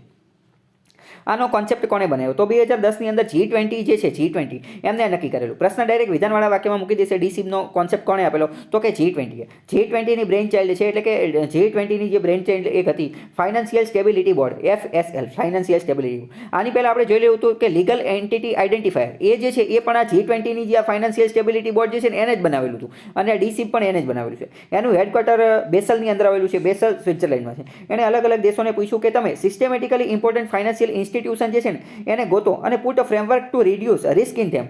એક એવી કે સિસ્ટમેટિકલી ઇમ્પોર્ટન્ટ જે નાણાકીય ફાઇનાન્શિયલ ઇન્સ્ટિટ્યુટ એ ગોતો અને એની અંદર રિસ્કનું પ્રમાણ ઓછું થાય ને એવી કંઈક કોશિશ કરો. તો કે ઈચ યર ઇન ઓગસ્ટ, દરેક વર્ષે ઓગસ્ટની અંદર આરબીઆઈ જે છે identify bank that too big to fail. આની માટે જો આ ડીસીબ માટે એક આ કોન્સેપ્ટ પણ વપરાય છે કે too big to fail. Direct વિધાનવાળા વાક્યમાં સ્ટેટમેન્ટ આપી દેશે DSIB are considered as too big to fail. એટલે હા એ તો એ વિધાન પણ સાચું જશે. એટલે કે ડીસીબ એ એક પ્રકારની એવી બેંક અથવા એવી ફાઇનાન્શિયલ ઇન્સ્ટિટ્યુશન છે. બેંક જ હોય એવું જરૂરી નથી, મેં તમને અત્યારે કહી દીધું. ઇન્સ્યોરન્સ સેક્ટર પણ હોઈ શકે છે, એનબીએફસી પણ હોઈ શકે છે, અથવા બીજી કોઈ કંપની પણ હોઈ શકે છે. આ કેવી હોય છે? Too big to fail. Too big એટલે કે ઘણી બધી મોટી હોય છે, એટલી બધી મોટી હોય છે કે એની અંદર ફેલ થવાનો ચાન્સ છે એ ખૂબ જ ઓછો હોય છે. અને અથવા તો ઇફ દે ફેલ, કદાચ જો એ ફેલ થઈ જાય, it will have severely hurt the economy. એટલી મોટી હોય છે કે જો એ ફેલ થઈ જાય ને તો એના એ ઇકોનોમીને ખૂબ જ મોટા પ્રમાણમાં હર્ટ કરે છે. ખાસ કરીને અત્યારે આપણે વાત કરીએ, માની લો કે એસબીઆઈ જે છે એ ફેલ થઈ જાય તો આવા કેસની અંદર ભારતીય આખું અર્થતંત્ર જે છે એની ઉપર બહોળા માત્રામાં અસર જે છે એ પહોંચાડી શકે છે. And labels same at as domestic systematically important bank. ડીસીબનો મતલબ શું? Too big to fail. એનો કસ્ટમર બેઝ વધુ હોય, ખૂબ જ મોટી હોય અને ઇકોનોમીને ખૂબ જ મોટા પ્રમાણમાં જે છે એ અસર કરે છે. આપણે 2-3 લક્ષણો એના જોઈ લીધા, એના લક્ષણોના આધારે આપણે એને ઓળખી શકીએ. G20 લોન્ચ કરેલું. Order stem keep additional equity capital against their risk weighted assets. તો હવે આપણને ખબર પડી ગઈ કે આ બધી બેંકો કેવી છે તો કે ઇકોનોમી ઉપર ખૂબ જ વધારે માત્રામાં અસર કરે છે અને ખૂબ મોટી છે, ઘણા બધા લોકો આની સાથે જોડાયેલા છે. એટલે આવી બેંકો જે છે ને, આવી બેંકો ક્યારેય ફેલ ન થાય એવું એનું ખાસ ધ્યાન રાખવામાં આવે છે. કારણ કે જો આવી બેંક ફેલ થઈ જશે તો ખૂબ જ મોટા કોન્સિક્વન્સીસ, ખૂબ જ મોટા પરિણામો જે છે આવી શકશે. એટલે બધા જ દેશની સેન્ટ્રલ બેંક, ભારતના કેસની અંદર આરબીઆઈ એ હંમેશા એવી ધ્યાન રાખશે કે ડીસીપ જે છે ને એ ક્યારેય હર્ટ થવા જોઈએ નહીં, અથવા તો એ ક્યારેય ફેલ થવા જોઈએ નહીં, એ ક્યારેય ખાડામાં જવા જોઈએ નહીં. તો આવા કેસની અંદર આ ડીસીપને જાળવણી માટે, ડીસીએફને જે છે એ મજબૂત બનાવવા માટે, એને સેફ, સુરક્ષિત પ્રોટેક્શન આપવા માટે, એની માટે જે તે દેશની સેન્ટ્રલ બેંક અલગ પ્રકારના નિયમો બનાવે. એ અલગ પ્રકારના નિયમો કેવો હોય તો કે એવું કહે કે additional equity capital against their risk weight asset ratio. આ જે RWA છે, રિસ્ક વેટેડ એસેટ, એટલે કે બેંકનું જેટલી ખરાબ લોન હોય, રિસ્કવાળું એસેટ હોય, એની સામે વધારાનું કેપિટલ રાખવાની જોગવાઈ પણ કરી શકે છે. વધારાનું કેપિટલ કેમ? કારણ કે એ બેંક ક્યારેય કોઈ પણ ગમે એ સંજોગોમાં જે છે એ આવી બેંકને તો ક્યારેય ખતમ થવા જ નથી જવાની, એને તો હંમેશા સુરક્ષિત પૂરું પાડવાનું છે. એટલે એની માટે એમ કીધેલું કે આ ડીસીપ જે છે ને એમને વધુને વધુ કેપિટલ રાખવાનું, રિસ્કવાળું એસેટ હોય એની સામે વધુ અને વધુ કેપિટલ રાખવાનું. તો આ વસ્તુ પણ વિધાનવાળા વાક્યમાં મૂકી દેશે. અત્યાર સુધીમાં જોઈએ તો ભારતની અંદર 3 જેટલી ડીસીપ છે. ફેક્ચ્યુઅલ ક્વેશ્ચન પૂછવો હશે તો which of the following is the DSIB in India? પહેલી હતી કે એસબીઆઈ અને બીજા નંબરની હતી આઈસીઆઈસીઆઈ, અને અત્યારે લેટેસ્ટ છે નવી એડ થઈ એ છે એચડીએફસી. પહેલાં ખાલી એસબીઆઈ અને આઈસીઆઈસીઆઈ જ હતી અને અત્યારે જે છે એચડીએફસી જે છે એને એડ કરવામાં આવેલી છે. આટલી વસ્તુ ખ્યાલ આવ્યો. હવે આગળનો ટોપિક છે બેઝલ નોર્મ્સ ડિફાઇડ ઇન કોરોના અંતર્ગત બેઝલ નોર્મની અંદર થોડો ઘણો ફેરફાર કરેલો હતો. બેઝલ નોર્મ આરબીઆઈ ડિફાઇડ સમ નોર્મ, આરબીઆઈ દ્વારા બેઝલ નોર્મ અંતર્ગત થોડું ઘણું વસ્તુ જે છે એની અંદર ફેરફાર કરેલો હતો અથવા હળવા કરી નાખેલા હતા. આત્મનિર્ભર ભારત અંતર્ગત RBI deferred deadline for Basel norms, Basel norms જે લાગુ કરવા માટેની ડેડલાઇન હતી એની અંદર થોડોક ફેરફાર કર્યો. જેમ કે લિક્વિડિટી કવરેજ રેશિયો LCR, પછી કેપિટલ કન્ઝર્વેટિવ બફોર ને આ બધી વસ્તુ જે છે એની અંદર ફેરફાર કર્યો, પરંતુ એ એટલું બધું આઈએમપી છે નહીં. પછી બેસલ નોર્મ સ્વિટ્ઝરલેન્ડ્સ બોડી ડિફાઇડ સમ નોર્મ. બેસલ નોર્મ અંતર્ગત સ્વિટ્ઝરલેન્ડની જે બોડી હતી, જે ઓરિજિનલ બોડી બેસલ જે છે, એણે પણ થોડાક નિયમો જે છે એ હળવા કર્યા હતા. જેમ કે some of the Basel norm were to be effective, અમુક નિયમો જે છે 1/1/2022થી લાગુ પડવાના હતા. જેમ કે IRB, approach for credit risk, operational risk, આ બધું પણ જે છે એ પણ એટલું બધું કંઈ કામનું છે નહીં. આગળ વાત કરીએ તો ઇન્ડ એસ એકાઉન્ટિંગ નોર્મ ડિફાઇડ. ઇન્ડ એસ નામના એકાઉન્ટિંગના નિયમો હતા, એની અંદર પણ થોડું ઘણું જે છે એ હળવા બનાવી દીધા હતા. MCA મિનિસ્ટ્રી ઓફ કોર્પોરેટ અફેર્સે ઓર્ડર આપેલો હતો. શું કે બધી જ company keep their balance sheet, કે બધી કંપનીઓ પોતાની બેલેન્સ શીટ જે છે એ જાળવવાની છે. કેવી રીતે? તો કે format prescribe in Indian accounting standards. Ind AS જે છે, ઇન્ડિયન એકાઉન્ટિંગ સ્ટાન્ડર્ડ જે છે એના પ્રમાણે જાળવવાની છે. પરીક્ષામાં ડાયરેક્ટ પ્રશ્ન પૂછી જશે કે ઇન્ડ એસ એકાઉન્ટિંગ નોર્મ આ શું છે? તો કે આ એક પ્રકારની એવી વસ્તુ છે કે જેના અંતર્ગત બધી કંપનીઓએ પોતાની બેલેન્સ શીટ જે છે એ ઇન્ડિયન એકાઉન્ટિંગ સ્ટાન્ડર્ડ મુજબ જાળવવાની છે. શા માટે? એવું એટલા માટે કે જ્યારે પણ ઓડિટમાં જાય તો કંઈ બહુ ઝાઝો વાંધો પડે નહીં. કારણ કે ઓડિટ જે આ બેલેન્સ શીટ જાળવવા માટેની અલગ અલગ રીત હોય છે. ડિમાન્ડ સાઇડની, સપ્લાય સાઇડની અલગ અલગ પ્રકારની હોય છે, પરંતુ એ આપણે જાણવા નથી. એકાઉન્ટિંગની પરીક્ષા માટે એ મહત્વની છે. તો ઓડિટમાં સરળતા રહે, યુનિફોર્મિટી આખા ભારત દેશની અંદર બધી કંપનીમાં જળવાઈ રહે એટલા માટે. બીજું આઈકાઈ એટલે કે institute of chartered account of India, accounting standard board has designed Ind AS norm. આ ઇન્ડ એસના નોર્મ કોણે બનાવેલા છે એ પણ વિધાનમાં પૂછાઈ શકે. તો આઈકાઈ, ICAI અને ASB એણે બનાવેલા છે. Ind AS norms are similar to international financial reporting standard. આંતરરાષ્ટ્રીય ધોરણે જે ધારાધોરણો ચાલે છે એના આધારે તે એ બનાવેલું છે ઇન્ડેસ એકાઉન્ટિંગ નોર્મને. આના ફાયદા શું છે? તો Ind AS accounting format makes it easier for local and global investor and regulator to compare. આના કારણે શું થાય? આંતરરાષ્ટ્રીય ધોરણે જે ઇન્વેસ્ટર, રોકાણકાર લોકો જે છે અથવા રેગ્યુલેટ કરવાવાળા લોકો જે છે એ સરળતાથી કમ્પેર કરી શકશે, સરખામણી કરી શકશે એક કંપનીની બીજી કંપની સાથે. માની લો કે બેયનું ફોર્મેટ અલગ અલગ હશે તો કમ્પેર કરવામાં પ્રોબ્લેમ થશે, પરંતુ હવે તો બધાનું ફોર્મેટ, બેલેન્સ શીટનું ફોર્મેટ ઇન્ડેક્સ પ્રમાણે જશે એટલે એ સરળતા રહેશે. એનાલિસિસ કરવામાં, અન્ડરસ્ટેન્ડ કરવામાં, કંપનીની ફાઇનાન્શિયલ પોઝિશન, નાણાકીય બાબતે કંપની કેટલી મજબૂત છે, કેટલી હલકી છે, કે ખાડે જાય છે, પ્રોફિટમાં છે, લોસમાં છે, એ બધું આ બેલેન્સ શીટના માધ્યમથી સરળતાથી ઓળખી શકાશે. Index is not part of Basel norm. Index જે છે એ બેઝલ નોર્મનો ભાગ નથી. બેઝલ નોર્મને એની યારે કંઈ લેવા દેવા નથી. But since commercial banks are basically companies doing banking activity, so they also have to comply Ind AS norm. એટલે આ બધી બેંકોએ પણ જે છે લાગુ પાડવાનું છે. But only RBI has the power to notify. આનું અમલીકરણની ડેડલાઇન જે છે બેંક ઉપર એ આરબીઆઈ નક્કી કરશે. 2019ની અંદર RBI deferred the deadline citing banks had not fully prepared for the transition. RBI કીધું કે હજી બેંકો આની માટે તૈયાર નથી. 2020ની અંદર કીધું કે, એટલે ટૂંકમાં હજી આ બધું જે છે એ લાગુ પડેલું નથી, બધી બેંકની અંદર લાગુ પડેલું નથી, કંપનીની અંદર ધીમે ધીમે જે છે એ લાગુ પડી રહ્યું છે. મેઇન વસ્તુ મેં તમને કીધું કે ઇન્ડેસ એકાઉન્ટિંગ નોર્મ શું છે એ યાદ રાખવાનું, એનો કોન્સેપ્ટ યાદ રાખવાનો અને એના બેનિફિટ શું છે એ યાદ રાખવાનું. બીજું કંઈ એટલું બધું જરૂરી નથી. આગળનો ટોપિક છે recapitalisation of the PSB. PSB એટલે કે પબ્લિક સેક્ટર બેંક, એટલે કે જાહેર ક્ષેત્રની બેંકો, એટલે કે સરકારી બેંકો. સરકારી બેંકનું શું કરવાનું છે તો કે રિકેપિટલાઇઝેશન કરવાનું છે. રિકેપિટલાઇઝેશન શબ્દ આપણે આની પહેલા જ સમજી ગયા છે. રિકેપિટલાઇઝેશન એટલે શું તો કે અંદર વધુ ને વધુ પૈસા નાખવાના, બેંકનું કેપિટલ જે છે એ વધારવાનું. તો આ કેપિટલ કઈ રીતે વધી શકે તો આપણે પહેલા જોયું કે બોન્ડના માધ્યમથી અથવા શેરના માધ્યમથી. બેંક જે છે એ શેર અથવા બોન્ડ ઇસ્યુ કરે એના માધ્યમથી. પરંતુ જો બેંક વીક નબળી હશે, બેંક ખાડે ગયેલી હશે, ખોટમાં હશે, તો કોઈ શેર કે બોન્ડ ખરીદશે નહીં. તો આવા કેસની અંદર પૈસા એની અંદર કોણે ઇન્ફ્યુઝ કરવા પડશે? આવા કેસની અંદર ગવર્મેન્ટ, સરકાર જે છે એને પૈસા ઇન્ફ્યુઝ કરવા હશે. અથવા તો સરકાર શું કરશે? અથવા તો સરકાર એ બેંકને જે છે એ મર્જ કરી નાખશે. તો રિકેપિટલાઇઝેશન શું છે સમજીએ. If a bank doesn't have enough capital to comply with Basel 3 norms. માની લો કે બેંક પાસે બેઝલ 3 નોર્મ અંતર્ગત બેઝલ 3 નોર્મ અંતર્ગત જેટલું કેપિટલ નક્કી કરવામાં આવેલું એટલું કેપિટલ માની લો કે બેંક પાસે છે નહીં. તો આવા કેસની અંદર એણે ઉધાર લેવું પડશે. એણે ડેબ એટલે કે બોન્ડ અથવા ઇક્વિટી જે છે રજૂ કરવું પડશે અને નવું કેપિટલ ક્યાંક ને ક્યાંકથી અરેન્જમેન્ટ કરવું જ પડશે. બરાબર. આપણે હમણાં જોયું, ફરીથી એકવાર કહી દઉં કે જેટલું પણ બેંકની અંદર ડિપોઝિટ છે અથવા બેંકનું જેટલું રિસ્કવાળું એસેટ છે, બેંકનું રિસ્કવાળું જેટલું પણ એસેટ છે, એટલે બેંકની જેટલી પણ બેડ લોન જે છે ને, તો એ બેડ લોનની સામે બેંકનું પોતાનું ખુદનું કંઈક કેપિટલ હોવું જોઈએ, પોતાનું ખુદના પૈસા હોવા જોઈએ. તો કેટલા હોવા જોઈએ? તો બેંકના ખુદના પૈસા જે છે ને 9% હોવા જોઈએ. 9% પૈસા. માની લો કે બેડ લોન ટોટલ 100 રૂપિયા છે, તો બેંકના 9 રૂપિયા હોવા જોઈએ, બેંકના ખુદના 9 રૂપિયા હોવા જોઈએ. એવી રીતનું નક્કી કરેલું. 2015ની અંદર estimation that public sector bank will require 1.8 lakh crore additional capital by 31 March 2019 to comply Basel 3 નોર્મનું પાલન કરવા માટે 2015ની અંદર એવું નક્કી કર્યું કે સરકારી બેંક જે છે ને એને 1.8 લાખ કરોડનું જે છે એ વધારાનું કેપિટલ જોશે. અત્યારે જેટલું કેપિટલ જે છે ને એની કરતાં 1.8 લાખ કરોડનું વધારાનું કેપિટલ જોશે બેઝલ 3 નોર્મ જે છે એનું પાલન કરવા માટે. આથી નાણાં મંત્રાલય જે છે એનો ડિપાર્ટમેન્ટ ઓફ ફાઇનાન્શિયલ સર્વિસીસ એણે એવું નક્કી કર્યું કે આપણે ઇન્દ્રધનુષ પ્લાન લોન્ચ કરીએ. ઇન્દ્રધનુષ પ્લાન જે છે ને એ 3-4 ક્ષેત્રની અંદર લોન્ચ કરેલો હતો. મિનિસ્ટ્રી ઓફ હેલ્થ દ્વારા પણ લોન્ચ કરેલો હતો. આ Indradhanush plan ministry of health હતો ને એમાં એવું નક્કી કરેલું હતું કે આપણે 7 જેટલી વેક્સિન આપશું. પણ જોકે પછી આગળ જતાં 7 કરતાં વધુ વેક્સિન આપેલી હતી. એટલે આ રસીકરણ માટે પણ કામ કરેલો હતો અને એવો જ ઇન્દ્રધનુષ પ્લાન જે છે ને એ બેન્કિંગ સેક્ટરમાં પણ કામ કરેલો હતો. તો આવા પ્લાન અમુક વાર પૂછી લેતા હોય. આપણને એમ લાગે કે બેન્કિંગ ક્ષેત્રનો છે નીચે ઓપ્શન તો એવા એક હોય નહીં, અને નીચે નન આપેલું હોય તો આપણે નન ટીક કરી નાખીએ. પરંતુ વેક્સિન વાળું હોય તો પછી એ પણ ટીક કરવું પડે. તો આમાં જે આ ઇન્દ્રધનુષ પ્લાન જે છે એ કોની માટે છે તો કે બેંકોની અંદર સરકારી બેંક જે છે એના રિકેપિટલાઇઝેશન માટે. એટલે કે સરકારી બેંકની અંદર પૈસા જે છે કેપિટલ એડ કરવા માટે 70,000 કરોડ રૂપિયા જે છે એ એડ કરવામાં આવશે 2015 થી 2018 અંતર્ગત ઇન્દ્રધનુષ અંતર્ગત. ઇન્ડિવિડ્યુઅલ 70,000 એવી રીતે યાદ રાખી શકાય કે આ ઇન્દ્રધનુષના 7 કલર હોય એની ઉપરથી ત્યાં 70,000 કરોડ જે છે એ એડ કરેલા છે. individual PSBs will get funding based on outcome or performance. તો અલગ અલગ સરકારી બેંકને આ 70,000 કરોડમાંથી કેટલા પૈસા મળશે તો એનું જે પરિણામ અથવા એનું પરફોર્મન્સ છે તે બેંકના પરફોર્મન્સના આધારે જે છે એમને પૈસા મળશે. 2017ની અંદર એવું ક્લિયર થઈ ગયું કે 70,000 કરોડ વોઝ ઇનસફિશિયન્ટ. 2017માં ક્લિયર થઈ ગયું કે ભાઈ 70,000 કરોડથી કાંઈ નહીં થાય, કારણ કે ટોટલ ભાઈ 1.8 લાખ કરોડ રૂપિયા જોઈ છે.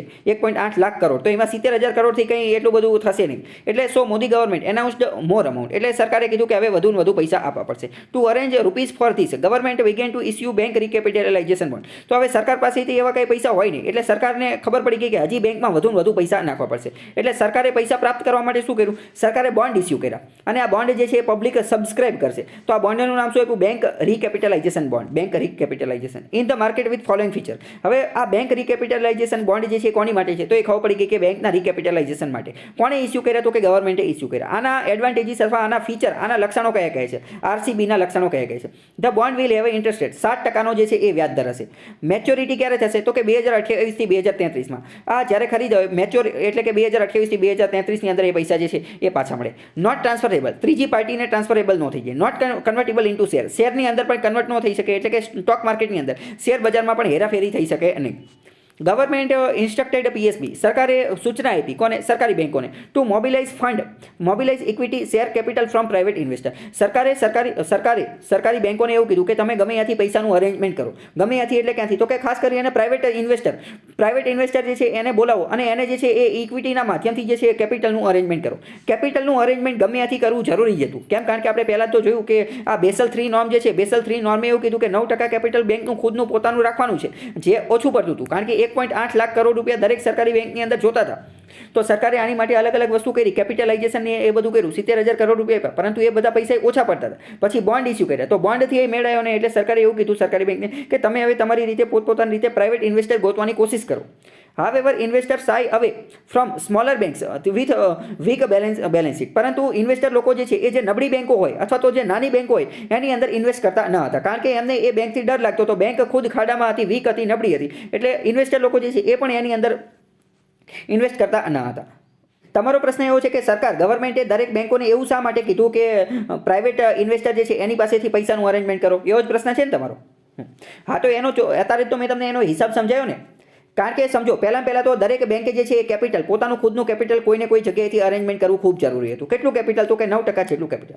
સરકારે એની માટે શું કર્યું? તો કે સરકારે પહેલાં રિકેપિટલાઇઝેશન કર્યું, એની માટે 70,000 કરોડ રૂપિયા આપ્યા, 70,000 કરોડ રૂપિયા. પરંતુ આ 70,000 કરોડ રૂપિયા દરેક બેંક માટે ઓછા પડતા હતા. એટલે 70,000 કરોડ વાળો પ્લાન જે છે એ ફેલ ગયો, અથવા તો પ્લાન સક્સેસ ગયો પરંતુ થોડા ઘણા અંશે, મહદ અંશે સક્સેસ ગયો, તો હજી ઘણી બધી બેંકો બાકી હતી. પછી સરકારે શું કર્યું? તો કે આ રિકેપિટલાઇઝેશન બોન્ડ ઇસ્યુ કર્યા, પરંતુ એ બોન્ડથી પણ બધું જેટલી જરૂરિયાત હતી, જેટલા પૈસા જોતા હતા, 9% પૈસા બધી બેંકોને જોતા હતા, એ મળ્યા નહીં. એટલે હજી કંઈક ત્રીજો રસ્તો ગોતવાનો. એટલે સરકારે સરકારી બેંકોને એવું કીધું કે હવે તમે તમારી રીતે જે છે એ કોઈ પ્રાઇવેટ ઇન્વેસ્ટર ગોતો તો સારી વાત છે. એટલે કે અમે અમારી તરફથી તો વાત કરીએ છીએ, અમે તો આપણે બેય તો સરકાર તો પોતાની તરફથી કામ કરી જ રહી છે, તો હવે પ્રાઇવેટ બેંકે પોતાની રીતે જો પ્રાઇવેટ ઇન્વેસ્ટર ગોતશે તો એ સારું રહેશે. એટલે કે બેય એક હારે કામ કરે એટલા માટે એને સરકારે જે છે એ પ્રાઇવેટ ઇન્વેસ્ટર ગોતવાનું કીધું.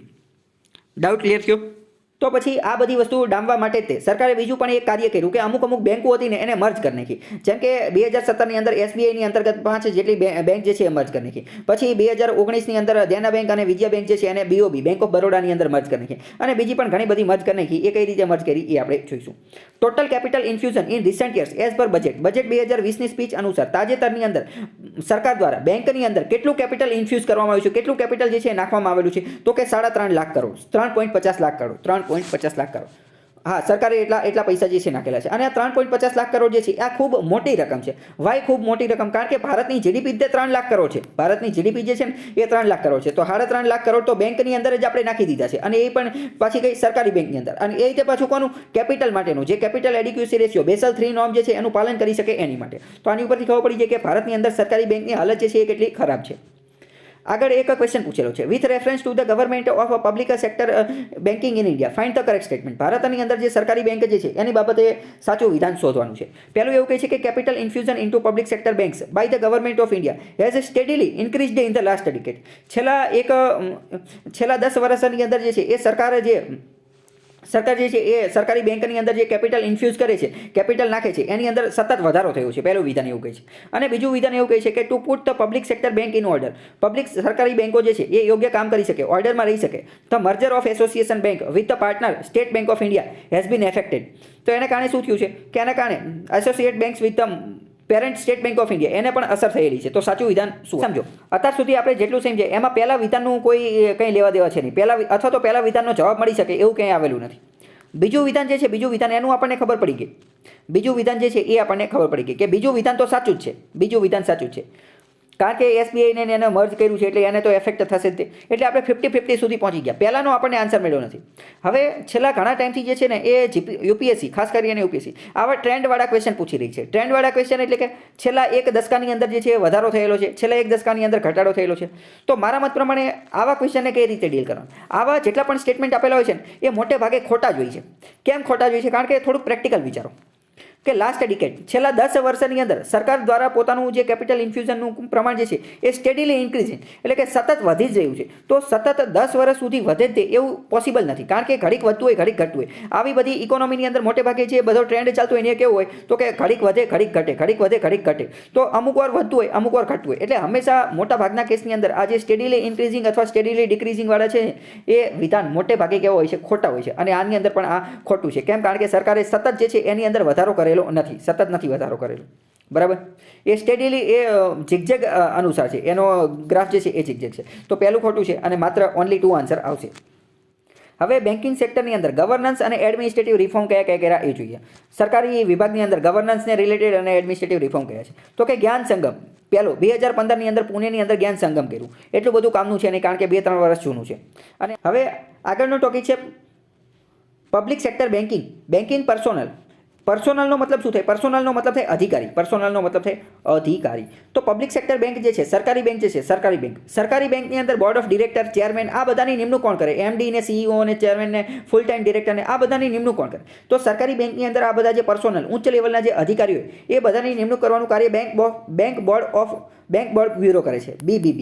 એકવાર આ પ્રશ્ન જે છે યુપીએસસીમાં પૂછાઈ ગયો છે 2019ની અંદર કે ધ ચેરમેન ઓફ, અહીંયા જો આપેલો છે પ્રશ્ન રીતે, the chairman of public sector banks are selected by public sector bank, સરકારી બેંકના ચેરમેનની નિમણૂક કોણ કરે છે? તો બેંક બોર્ડ બ્યુરો BBB જે છે એ કરે છે. જેવી રીતે યુપીએસસી જે છે IAS IPS ઓફિસરની નિમણૂક કરે છે એવી રીતે આ એની કરે છે. આગળ જોઈએ તો public sector banking personal reform. આ પર્સોનલ એટલે કે એમના અધિકારીની જે ચયન પ્રક્રિયા જે છે, નિમણૂક પ્રક્રિયા, એની અંદર થોડાક રિફોર્મ કરવા જોઈએ એવું કીધું કોણે? ઇકોનોમિક સર્વે એવી ભલામણ કરી કે PSBs should be allowed to do. સરકારી બેંક જે છે એને પરમિશન આપી દેવી જોઈએ. કોની? પહેલું તો એ કે campus recruitment of at least some specialist. અમુક સ્પેશિયલ લોકો જે છે ને એની ડાયરેક્ટ કેમ્પસ રિક્રુટમેન્ટ કરી દેવી જોઈએ. એટલે કે કોલેજ પાસ કરીને તાત્કાલિક જ ત્યાંથી એમની ભરતી થઈ જાય ને નિમણૂક થઈ જાય ને એવી એક જોગવાઈ કરવી જોઈએ. પહેલી વસ્તુ એ. બીજી વસ્તુ એ કે આ બેન્કિંગ સેક્ટરની અંદર ખાસ કરીને સરકારી બેંકની અંદર લેટરલ એન્ટ્રી આપવી જોઈએ ઇન હાયર મેનેજમેન્ટ. ઉચ્ચ મેનેજમેન્ટની જે કક્ષા જે છે ને ત્યાં લેટરલ એન્ટ્રી આપવી જોઈએ. Lateral entry in the sense એટલે કે બેંક બ્યુરો જે છે એની સિવાય પણ અમુક જે તે ફિલ્ડની અંદર એક્સપર્ટ હોય ને તો એને આની અંદર એન્ટ્રી આપવી જોઈએ એવું ઇકોનોમિક સર્વે કહે છે. પછી public sector bank should give employee stock option plan. આ લોકો જે છે સરકારી બેંકની અંદર એમ્પ્લોયી સ્ટોક ઓપ્શન પ્લાન આપવો જોઈએ. આ employee stock option plan to there employees આ શું છે એ આની પહેલાં મેં તમને સમજાવેલું છે, અથવા તો જો ન સમજાવેલું હોય તો અત્યારે ફરીથી સમજી લો. આનો મતલબ શું? આનો મતલબ એમ કે સરકારી બેંકના જે કર્મચારીઓ જે છે ને કર્મચારીઓ એ બધા કર્મચારીઓ લેરી ખાતું હોય એટલે કે એમને મોજ આવે એમ કામ કરતા હોય, એમને પોતાના ટાઈમે આવે, મતલબ કે એને બેંક પ્રત્યે કોઈ એવા લેવા દેવાનું હોય. કેમ? કારણ કે આપણે પહેલાં જોયેલું છે કે એ ખરખું કામ કરશે કે ખરાબ કામ કરશે એનાથી એના પગારમાં કોઈ ફેર પડશે નહીં. એને તો સેલરી એટલી જ મળશે જેટલી પહેલાં મળવાની છે. એટલે બોસ જેવું અથવા તો લેરી ખાતું જે છે ચાલતું હોય. તો લેરી ખાતું અટકે ને એની માટે એક બિહેવિયર ચેન્જ કરવા માટે આ એમ્પ્લોયી સ્ટોક ઓપ્શન પ્લાન જે છે એ રજૂ કરવો જોઈએ. એનો મતલબ એમ કે જેટલા પણ એમ્પ્લોયી કર્મચારીઓ જે છે ને એ બધાને બેંકના થોડા ઘણા સ્ટોક આપવા જોઈએ. બેંકના કર્મચારીઓને એમને સ્ટોક આપી દેવાનો. તો સ્ટોક આપી દીધા ઇટ મીન્સ શું? ઇટ મીન્સ કે સ્ટોકનો મતલબ માલિક, કે એ કર્મચારીઓ જે છે પર્સોનલ જે છે એ હવે એના થોડા ઘણા માલિક બની ગયા છે. અને માલિક બની ગયા છે તો માલિક જેવી ફિલિંગ આવશે. અને જો માલિક જેવી ફિલિંગ આવશે તો લેરી ખાતું ને એવું બધું નહીં કરે. તો બેંકની અંદર કામ જે છે એ થોડીક મનોભાવનાથી પોતાની સારી વૃત્તિથી કરશે અને બેંકને ઊંચાઈઓ ઉપર લઈ જવાની કોશિશ કરશે. તો આવો એક પ્લાન જે છે એ લાવવો જોઈએ. આ ત્રણ વસ્તુ જે છે ઇકોનોમિક સર્વે કીધી છે. ગમે આ પૂછાઈ જાય તો આવા તમે કે એવું પ્રશ્ન પૂછાય, શું પ્રશ્ન પૂછાય કે પબ્લિક સેક્ટર બેંકને મજબૂત બનાવવા માટે શું કરવું જોઈએ? તો આવી વસ્તુ જે છે એ કરવી જોઈએ. પછી આ એમ્પ્લોયી સ્ટોક ઓપ્શન પ્લાન જે છે is a type of benefit plan where in employees are given some shares of the company. અમુક કંપનીના જે છે સેલરીની ઉપરાંત સ્ટોક આપવામાં આવે. અત્યારે મેં તમને સમજાવ્યું. When if company makes a more profit, market prices of its share will increase. અને આ બધા શેર જે છે તો આપણે શેર બજારની અંદર ખબર હશે કે જ્યારે પણ કંપનીનો પ્રોફિટ વધે છે, તો શેર બજારની અંદર એ શેરની કિંમત પણ વધે છે. તો કંપનીના જે આ બધા કર્મચારીઓને પ્રોફિટ આ જે શેર આપી દીધેલા છે તો એ હંમેશા એવી જ કોશિશ કરશે કે પ્રોફિટ વધુ પ્રોફિટ થાય તો એમના શેરની ભાવ જે છે એ પણ વધશે. તો dividend to the share holders will increase. અને જે શેર હોલ્ડર હોય, જેટલા લોકો પાસે શેર હોય એ બધા લોકોને ડિવિડન્ડ પણ મળે. ડિવિડન્ડ કોની અંદરથી મળે? પ્રોફિટમાંથી. તો જેટલું વધુ પ્રોફિટ થશે તો એ બધા લોકો માટે, કર્મચારીઓ માટે સારું રહેશે. How does employee benefit from આ સ્કીમથી? એમ્પ્લોયીને કઈ રીતે ફાયદો થશે? બોસને કઈ રીતે ફાયદો થશે? તો કે he can cell his share. તો કે એ એને વધારે સારા શેર ફાયદો થશે તો ત્યારે એ શેર વેચી શકશે. હી કેન કીપ લાંબા ગાળા માટે પણ એ શેર જે છે એ રાખી શકશે. As shareholder some of this employees. બીજું આની પાસે શેર વધુ શેર હશે તો બધા કર્મચારીઓ જે છે એ બોર્ડ મિટિંગની અંદર પણ ભાગ લઈ શકશે અને પોતાનો મંતવ્ય જે છે એ પણ રજૂ કરી શકશે. અમુક પ્રકારનો જે વોટિંગ ને એવું બધું કરવાનું હશે તો એ ડિસિઝન લેવામાં પણ ડિસિઝન મેકિંગની અંદર પણ કામ કરી શકશે. એટલે કે ટૂંકમાં એક રીતે એમનું બિહેવિયર ચેન્જ, માઇન્ડ જે છે એ ચેન્જ થઈ જશે. એમ્પ્લોયીની બદલે ઓનર જેવી ફિલિંગ આવશે એમને, માલિક જેવી ફિલિંગ આવશે. યસ, જવાબદારીપૂર્વક કામ કરશે અને એના કારણે એમને ઇન્કરેજ, પ્રોત્સાહન મળશે કે આપણે વધુ લોયલ્ટી વધશે, પેશન વધશે અને કંપનીના પ્રોફિટ વધારવા માટે, બ્રાન્ડ ઇમેજને એવું બધું વધારવા માટે સારું એવું કામ થશે. આગળ વાત કરીએ 2018ની અંદર આરબીઆઈ દ્વારા એક એજન્ડા રજૂ કરવામાં આવેલ તો ઇઝ એજન્ડા. ઇઝ શું છે તો કે એનહાન્સ્ડ એક્સેસ એન્ડ સર્વિસ એક્સલન્સ. 2018માં રજૂ કરવામાં આવેલો તો તે હંમેશા કરંટ અફેરમાં રહે જ છે, એટલે વારંવાર ક્વેશ્ચન પૂછાતો હોય છે. તો 2017 ઓક્ટોબરની અંદર ગવર્મેન્ટ એનાઉન્સ્ડ, સરકારે નક્કી કર્યું કે 2 લાખ કરોડ રૂપિયાનું પેકેજ જે છે એ લોન્ચ કરવામાં આવશે. Recapitalisation of the public sector bank. સરકારી બેંકની અંદર 2 લાખ કરોડ રૂપિયા જે છે એ એડ કેપિટલ ઇન્ફ્યુઝ કરવામાં આવશે. પરંતુ ક્રિટિક લોકોએ એવું કીધું કે such relief measure will just make the PSB official lazy. પરંતુ અમુક ક્રિટિક લોકોએ એવું કીધું કે ના આ 2 લાખ કરોડ રૂપિયા જે છે એ સરકારે બેંકની અંદર ઇન્વેસ્ટ ન કરવા જોઈએ. આના કારણે સરકારી બેંકનો ઓફિસર સ્ટાફ લોકો જે છે એ વધુ અને વધુ લેઝી, વધુ અને વધુ આળસુ બની જશે અને અનડિસિપ્લિન્ડ, એ ડિસિપ્લિનની અંદર રહેશે નહીં, એ શિસ્ત રીતે રહી શકશે નહીં. 2017 નવેમ્બરની અંદર કે first public sector bank Manthan organized by department of financial services at Gurugram based on the participants input. 2018ની અંદર ફાઇનાન્સ મિનિસ્ટરનો જે ડિપાર્ટમેન્ટ ઓફ ફાઇનાન્શિયલ સર્વિસીસ એને ઇઝ ફ્રેમવર્ક જે છે એ રજૂ કર્યું. ઇઝ ફ્રેમવર્ક જે છે એના 6 પિલર છે અને એના અંતર્ગત નક્કી કર્યું કે પબ્લિક સેક્ટર બેંક, સરકારી બેંક જે છે એને વધુ રિસ્પોન્સિવ અને વધારે રિસ્પોન્સિબલ, વધારે જવાબદાર કઈ રીતે બનાવી શકે. સમજો, આમાં તમારે એક બે વસ્તુ યાદ રાખવાની છે. આ પ્રશ્ન મેન્સમાં પણ પૂછાઈ ગયો છે અને પ્રિલિમ્સમાં પણ પૂછવાની શક્યતા વધારે છે. આ ઇઝ રજૂ કોણ કરે છે? તો ઇઝ જે છે એ પહેલાં તો સરકાર રજૂ કરે છે. ફાઇનાન્સ મિનિસ્ટ્રી જે છે, નાણાં મંત્રાલય એ રજૂ કરે છે. આઈ થિંક હમણાં મેં થોડી વાર પહેલાં આરબીઆઈ કીધું હતું, એ ખોટી વાત છે. આરબીઆઈ નથી રજૂ કરતી, નાણાં મંત્રાલય જે છે એ રજૂ કરે છે. આના અંતર્ગત આ શા માટે રજૂ કરવામાં છે? આ એટલા માટે રજૂ કરવામાં છે કે બેંક વધુ અને વધુ રિસ્પોન્સિબલ બને અને વધુ અને વધુ રિસ્પોન્સિવ બને. એટલે આ કઈ રીતે રજૂ કરવામાં? તો કે 6 પિલરના આધારે રજૂ કરવાનું છે. અલગ અલગ બેંકને અલગ અલગ રેન્ક આપવામાં છે. પહેલો રેન્ક, બીજો રેન્ક, ત્રીજો રેન્ક. કોના આધારે? તો કે 6 પિલરના આધારે. પહેલું કસ્ટમર રિસ્પોન્સિવનેસ.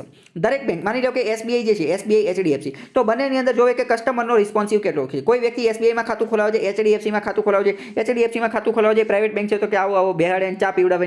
જ્યારે એસબીઆઈમાં એમ કે કાલે આવજો, પમદી આવજો, સરકારી બેંક છે એટલે તો કસ્ટમરનો રિસ્પોન્સ જોવે.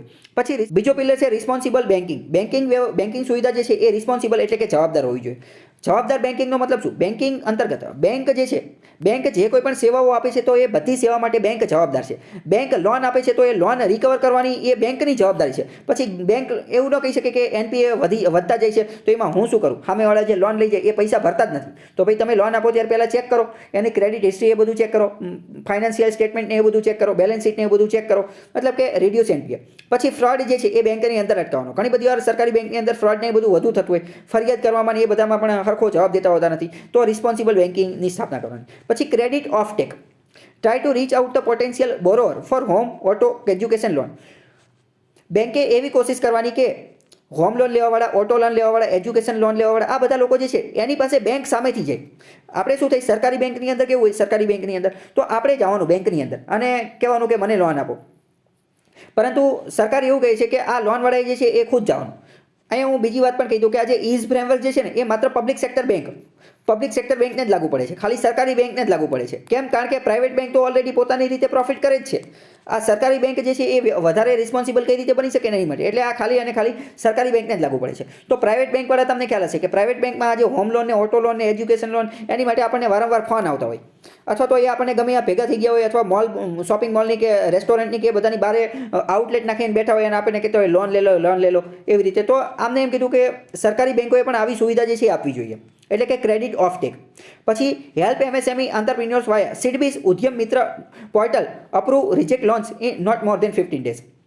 સરકારી બેંક જે છે એ એમએસએમઈને વધુને વધુ લોન આપવી જોઈએ. એમએસએમઈના જે લોકો જે છે એને મદદ કરવી જોઈએ. કઈ રીતે? તો કે સિડબીનું ઉદ્યમ મિત્ર વેબસાઇટ જે છે ને એના માધ્યમથી, અને 15 દિવસની અંદર જે છે એમાં અરજી મંગાવી લેવી જોઈએ અને એમને લોન મળે છે કે નથી મળતી એ અપ્રૂવ અથવા રિજેક્ટ કરી દેવી જોઈએ. પછી ડીપનિંગ ફાઇનાન્શિયલ ઇન્ક્લુઝનમાં વધુ અને વધુ વધારો કરવો જોઈએ. બેંકની અંદર ડિજિટલાઇઝેશનની પ્રોસેસ જે છે વધુ અને વધુ વધારે કરવી જોઈએ. આની પહેલાં મેં તમને કીધું હતું કે એયુ બેંકનું મેં તમને એક્ઝામ્પલ આપેલું હતું. એયુ બેંકનું એક્ઝામ્પલ તમે એક્ઝામમાં પણ લખી શકો છો. એયુ બેંકવાળા ખતરનાક સુવિધા આપે છે, બધી વસ્તુ ડિજિટલ જ છે. તાત્કાલિક ખાતું ખુલી જાય, 1 સેકન્ડની, લગભગ 2-5 મિનિટની અંદર તો તાત્કાલિક ખાતું ખુલી જાય. એપ્લિકેશન ડાઉનલોડ કરો અને બધું કરો એટલે તાત્કાલિક ખાતું ખુલી જાય. અને સ્ટેટમેન્ટને એ બધું દર મહિને જે છે ઓટોમેટિક મોબાઈલમાં ને ઈમેલમાં ને એ બધામાં આવી જાય. બધો ઓટીપીની બધું એ તે આવી જાય. પછી વિડીયો કેવાયસીના માધ્યમથી ખાતું ખોલવું હોય તો ખોલી જાય. એફડી કરવા હોય, રિકરિંગ ડિપોઝિટ, એ બધું ઓનલાઈન જ થઈ જાય. બેંકે જવાની કંઈ જરૂર જ નહીં.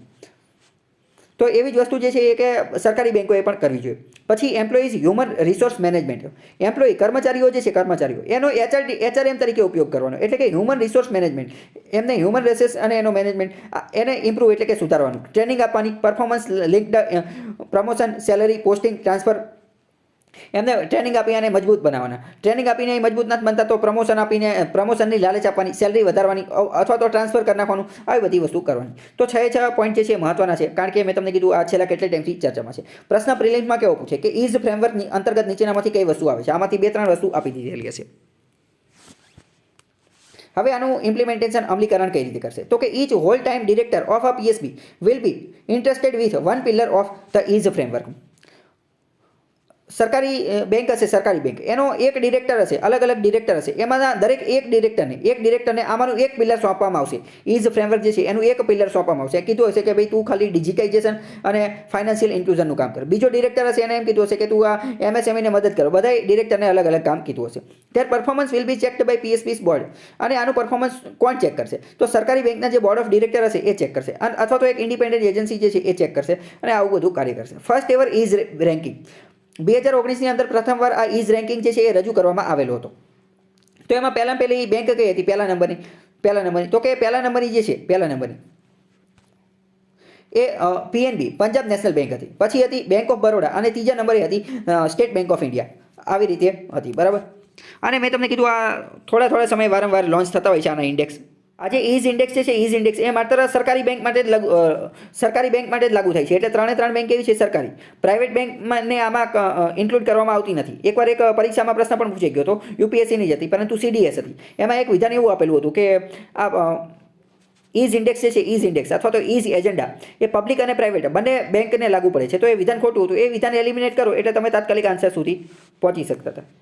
ઓકે, આગળ વાત કરીએ. ઇકોનોમિક સર્વે 2015ની અંદર 4R ફ્રેમવર્ક કીધું હતું. તો 4R ફ્રેમવર્ક શું છે એ સમજીએ. રિકોગ્નિશન, રિઝોલ્યુશન, રિકેપિટલાઇઝેશન અને રિફોર્મ. એનપીએને સુધારવા માટેનું આ એક ફોર્મ્યુલા ઇકોનોમિક સર્વે કીધો હતો. આની પહેલાં આપણે આરબીઆઈએ 3R ફોર્મ્યુલા પણ આપેલો હતો. 3R formula. તો આ બધા ફોર્મ્યુલા જે છે મેન્સમાં પણ તમે ઉપયોગ કરી શકો છો.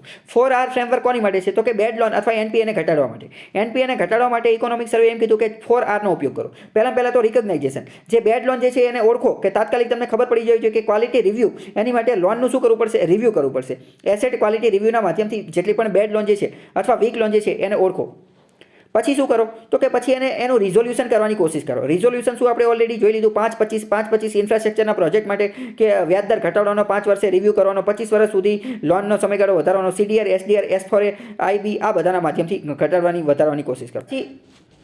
ત્રીજા નંબરે કીધું કે રિકેપિટલાઇઝેશન કરો. બેસલ 3 નોર્મ અંતર્ગત વધુ અને વધુ કેપિટલ જે છે એ ઇન્ફ્લુઅન્સ કરો. કોની અંદર? તો કે સરકારી બેંકની અંદર વધુ અને વધુ કેપિટલ નાખો, વધુ અને વધુ પૈસા નાખો. બેસલ 3 નોર્મ અંતર્ગત ઇન્દ્રધનુષના માધ્યમથી સરકારે પૈસા નાખ્યા. Bank recap bond, bank recapitalisation બોન્ડના માધ્યમથી પૈસા નાખ્યા, અથવા બીજા અમુક પૈસા લીધા જેમ કે ઇઝ ઇન્ડેક્સ ને એ બધા. પછી ચોથા નંબરનું એવું કીધું કે રિફોર્મ, સુધારો કરો. ગવર્નન્સ અને એડમિનિસ્ટ્રેટિવ, જે આરબીઆઈ જે 3 આપ્યા ને એ આટલી જ વસ્તુ છે. અથવા તો એની અંદર તો રિકવર ને રિકેપિટલાઇઝેશન એ હતું ને.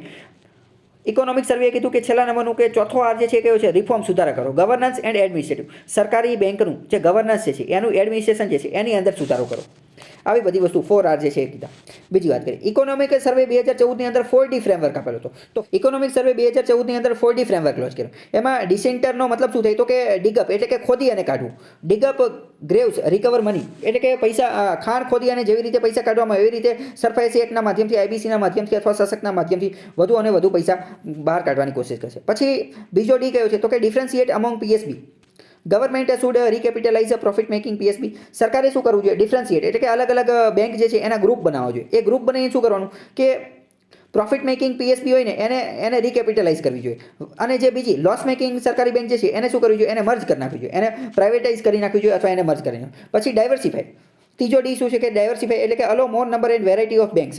બેંકને અલગ અલગ ક્ષેત્રની અંદર ડાયવર્સિફાઈ એટલે કે અલગ અલગ વિવિધતા લાવવી જોઈએ. જેમ કે સ્મોલ ફાઇનાન્સ બેંક, જેમ કે પેમેન્ટ બેંક, એ બધાને પણ બેન્કિંગ સેક્ટરની અંદર જે છે એ એન્ટ્રી આપવી જોઈએ. હોલસેલ બેંક જે છે એ બનાવવી જોઈએ એટલે કે અલગ અલગ નવા પ્રકારની બેંક જે છે એ બનાવવી જોઈએ. પછી ચોથો ડી છે ડીરેગ્યુલેટેડ એટલે કે લોઅર એસએલઆરમાં ઘટાડો કરવો જોઈએ. કોર્પોરેટ બોન્ડ જે છે એને પ્રોત્સાહન આપવું જોઈએ. એટલે કે બોરો લેસ ફ્રોમ બેંક. કર્મચારીઓ ખાસ કરીને કંપનીવાળા જે છે એ બેંક પાસેથી ઓછા પૈસા ઉધાર લઈને એવી કોશિશ કરવી જોઈએ. એટલે કે આ લોઅર એસએલઆરને આ બધી જોગવાઈ જે છે એ કરવી જોઈએ.